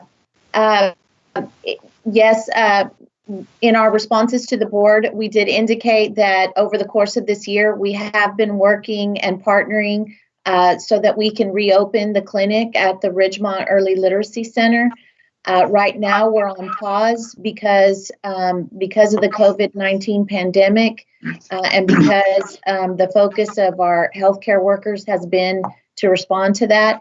However, we will be re-engaging and are hopeful that we can continue to work towards opening that clinic up again. This particular board agenda item, although we will be supplying materials there, it's also overarching to update our AED equipment and also to meet the letter of the law associated with a new law. I think it was in the board agenda item, the Stop the Bleed program, which is very much first aid training and so forth and so on. So it's a broader request for clinic supplies and materials. But the answer to your original question is yes, we are planning to open the clinic, reopen that clinic. Thank you very much. That's great news. I'm excited about that. It's something I've been asking about for quite some time. So I'm glad to hear it, and I hope it works out. Mm-hmm. Thank you, Mrs. James. Any other questions or comments about this particular item? Hearing none, next on the agenda is 6D1. Review the interlocal agreement with the Sienna Plantation Levee Improvement District for athletic facility improvements at Ronald Thornton Middle School and the use of Bond 2018 contingency funds.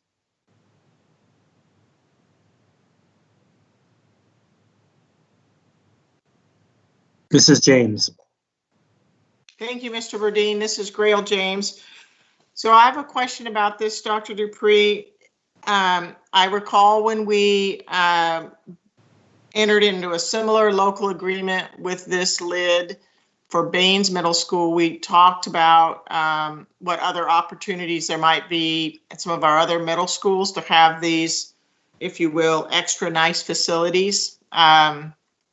And I wondered if the staff had looked into that at all and what opportunities might be out there. Yes, ma'am. I would ask Oscar Perez, our COO, to respond to that. Yes, Ms. James, this is Oscar. And so with Bond 2018, we went ahead and included 4-lane tracks at every one of our middle schools except for Thornton. And the reason that we did not include a track at Thornton is because, this was a brand new school. We had just, spent quite a bit of bond money from Bond 2014 to go ahead and, put in fields and all at that location. And at the time, we were approached by the SPLID, but there were some issues that came up. We were not able to go ahead and get it done during construction. So now we've come back together, and what we're proposing is to go ahead and include the same amount, which is the $436,950 that has been included at every one of the other middle schools. And so that is, how we'll have equity. This will be an 8-lane track instead of a 4-lane track, as we have at Baines. All the other middle schools will have 4-lane tracks. Okay, so, and I guess that's kind of what I understand equity in terms of we're putting out the same amount of money, but all the other middle schools don't have the same type of facility. So that's, I guess, what my concern is. And I wondered if we pursued any other options, either partnerships with other organizations or businesses or other utility districts or LIDs or something. And I guess that's what I'm kind of asking about. I think this is very nice for Sienna Plantation LID to want to do this, and I think it's a nice amenity for their community. And of course they would want this because it's attractive for their residents and it's attractive for makes their schools a little nicer and so forth. And I'm just concerned about the other middle schools that are not in Sienna Plantation and how we might provide equitable facilities. Mrs. James, I would interject, and Mr. Perez, you may know a little bit more. I know that we've had extended conversations with the county about building a similar project at Willow Ridge in Krista McAuliffe Middle School that our students would use. I actually think it has multiple fields there that would also be turfed and completed. If you may remember too, back when the board approved the Baines contract we actually actively engaged other LIDs and SPLIDs in the community, but we just didn't find any takers, and we're happy to kind of put that out there again. We're always interested in strong partnerships, and we're thankful that the SPLID continues to come forth with these ideas on behalf of their community, but and others are not really forthcoming at this point in wanting to do that, but we can certainly put the feelers out to try to pursue other relationships. Oscar, do you have anything else to add? No, sir, I think that you covered it, but we do continue to reach out, and we're always open, we'll continue to do that. All right, and I guess another thing I just like to point out is I think that the athletic department has a little bit of responsibility as well to reach out, especially because these fields are used for training for their middle school athletics. They're used probably by the elementary schools next door in a couple of cases, and they're also used, for athletics and for PE. So I guess I would say, I know in the past the athletic department has been able to help us enter into partnerships for trainers and other things like that, and I wonder if they might kind of look at it a little bit as well, because this has to do with instruction and participation and the quality of facilities that we're offering for our students. Yes, ma'am, and we'll go ahead and work with athletics.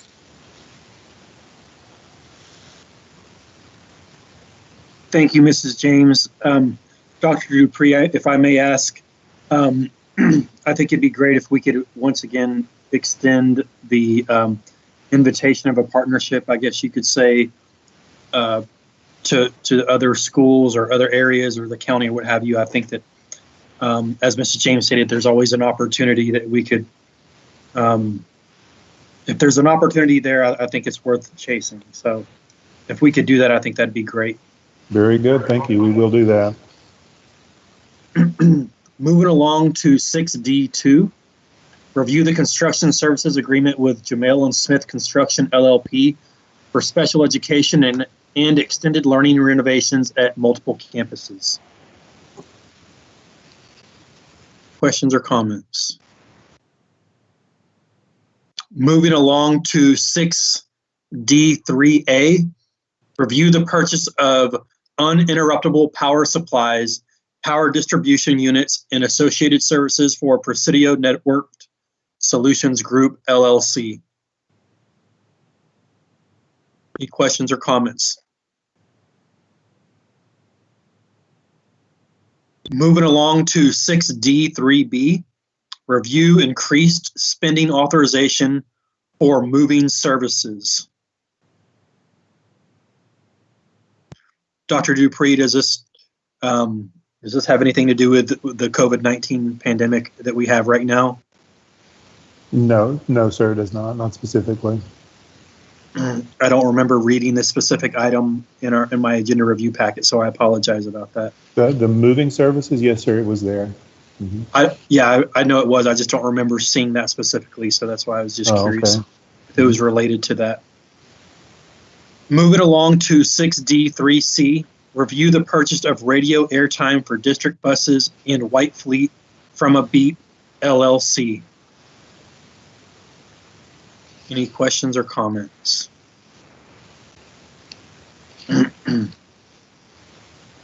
Moving along to 6D3D, review the purchase of student transportation services from Gold Star Transit Incorporated.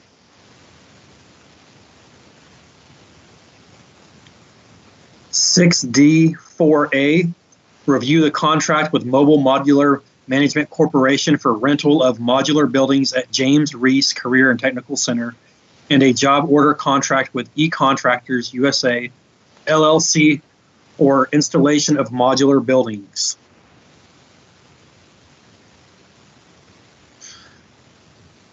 Mr. Burdine. Mrs. James. Grail James. Go for it. So I have a question. Thank you. I have a question. So this is a item. This item is for a 2-year lease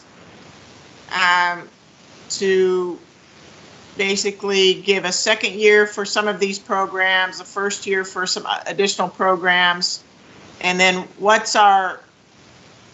It's kind of a bridge, right, to get us to something. So what is our longer term plan? Because we don't want to start this and then not have a plan for these programs. Ms. James, this is Oscar Perez. The long-term plan is to go ahead and construct a permanent building. Y'all may recall that I came to the board and we besides the money that we have within the project itself, and we've also with the 2014 contingency have earmarked an additional $9.4 million to eventually build a permanent building E to house everything that was to go in there. And the only thing that was not in the original plan was the veterinary medical applications, but that is required as a result of state changes that allow us to provide students the necessary lab experiences, and they obtain a certified veterinary assistant certificate. And so that's the only part that was not included in E. All the other programs and the 6 classrooms were included in that. So this will bridge while we're determining, what it is that we need to do so we can actually build a permanent facility. Okay, that's great. So thank you for that. And then could you just describe where you're expecting to put these buildings? I tried to look at the map, but I couldn't quite understand it. Is it sort of near where the student parking is, near where the staff parking is? Is it near the cemetery? What is it near? It is actually directly across from where the oil bays and the mechanic shop area is.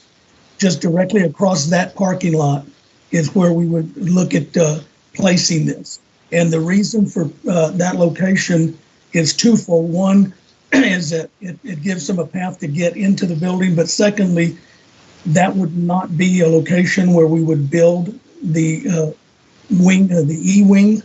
So we wouldn't have to move anybody while we're, when we finally build, on the side or, over the parking lot, wherever we decide we're going to build at a later time.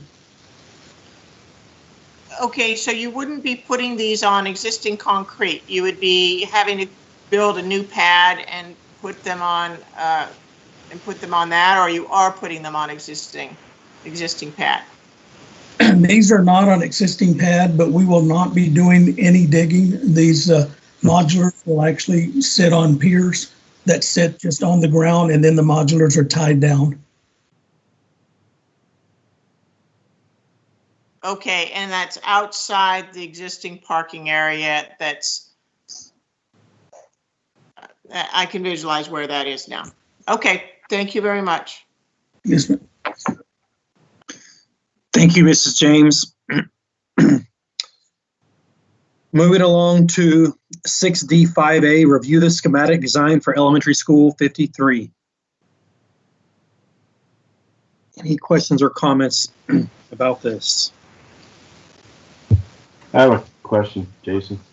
Yes, sir, Mr. Rosenthal. This is Dave Rosenthal. Oscar, how much are we having? I'm sorry, you cut out, sir. Sorry, muted myself. How much? How high are we having to elevate the ground to make sure this is out of the flood zone? Let me ask Steve Alloway is on. Steve, could you answer that question, please? Yes, sir. This is Steve Alloway with Huckabee. We're looking to raise the ground about 5 foot from its natural grade to get it at least a foot above the floodplain. Okay. All right. I knew we had to raise it. I was just kind of curious as to what the magnitude was. Thank you, Steve. You're welcome.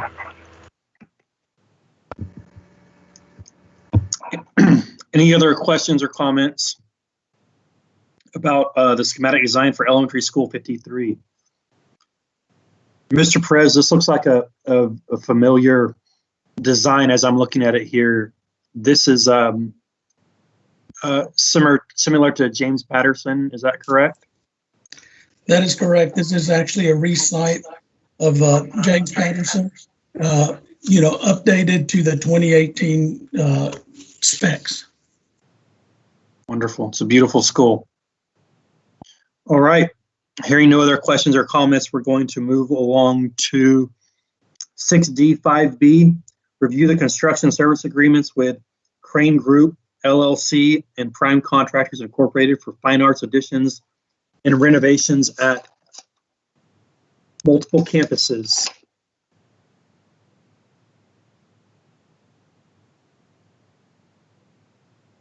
Questions or comments? I'm hearing none. Quick question. Yes, sir, Mr. Rosenthal. Oscar, can you please confirm this is the package that got split into two, correct? Yes, sir, that is correct. Okay. All right. Thank you. Thank you, Mr. Rosenthal. Our last item here, 6D5C, review the use of the 2018 bond program contingency as proposed. Questions or comments about this particular item, please speak now.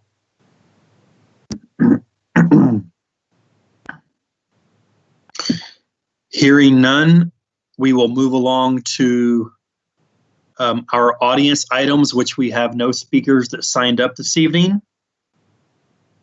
And with that being said, we do not have any action items on this agenda. So may I have a motion to adjourn?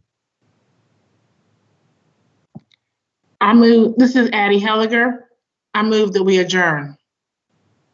May I have a second? Second. We have a motion. We have a motion by Mrs. Helliger and a second by Mrs. James. This meeting is now adjourned.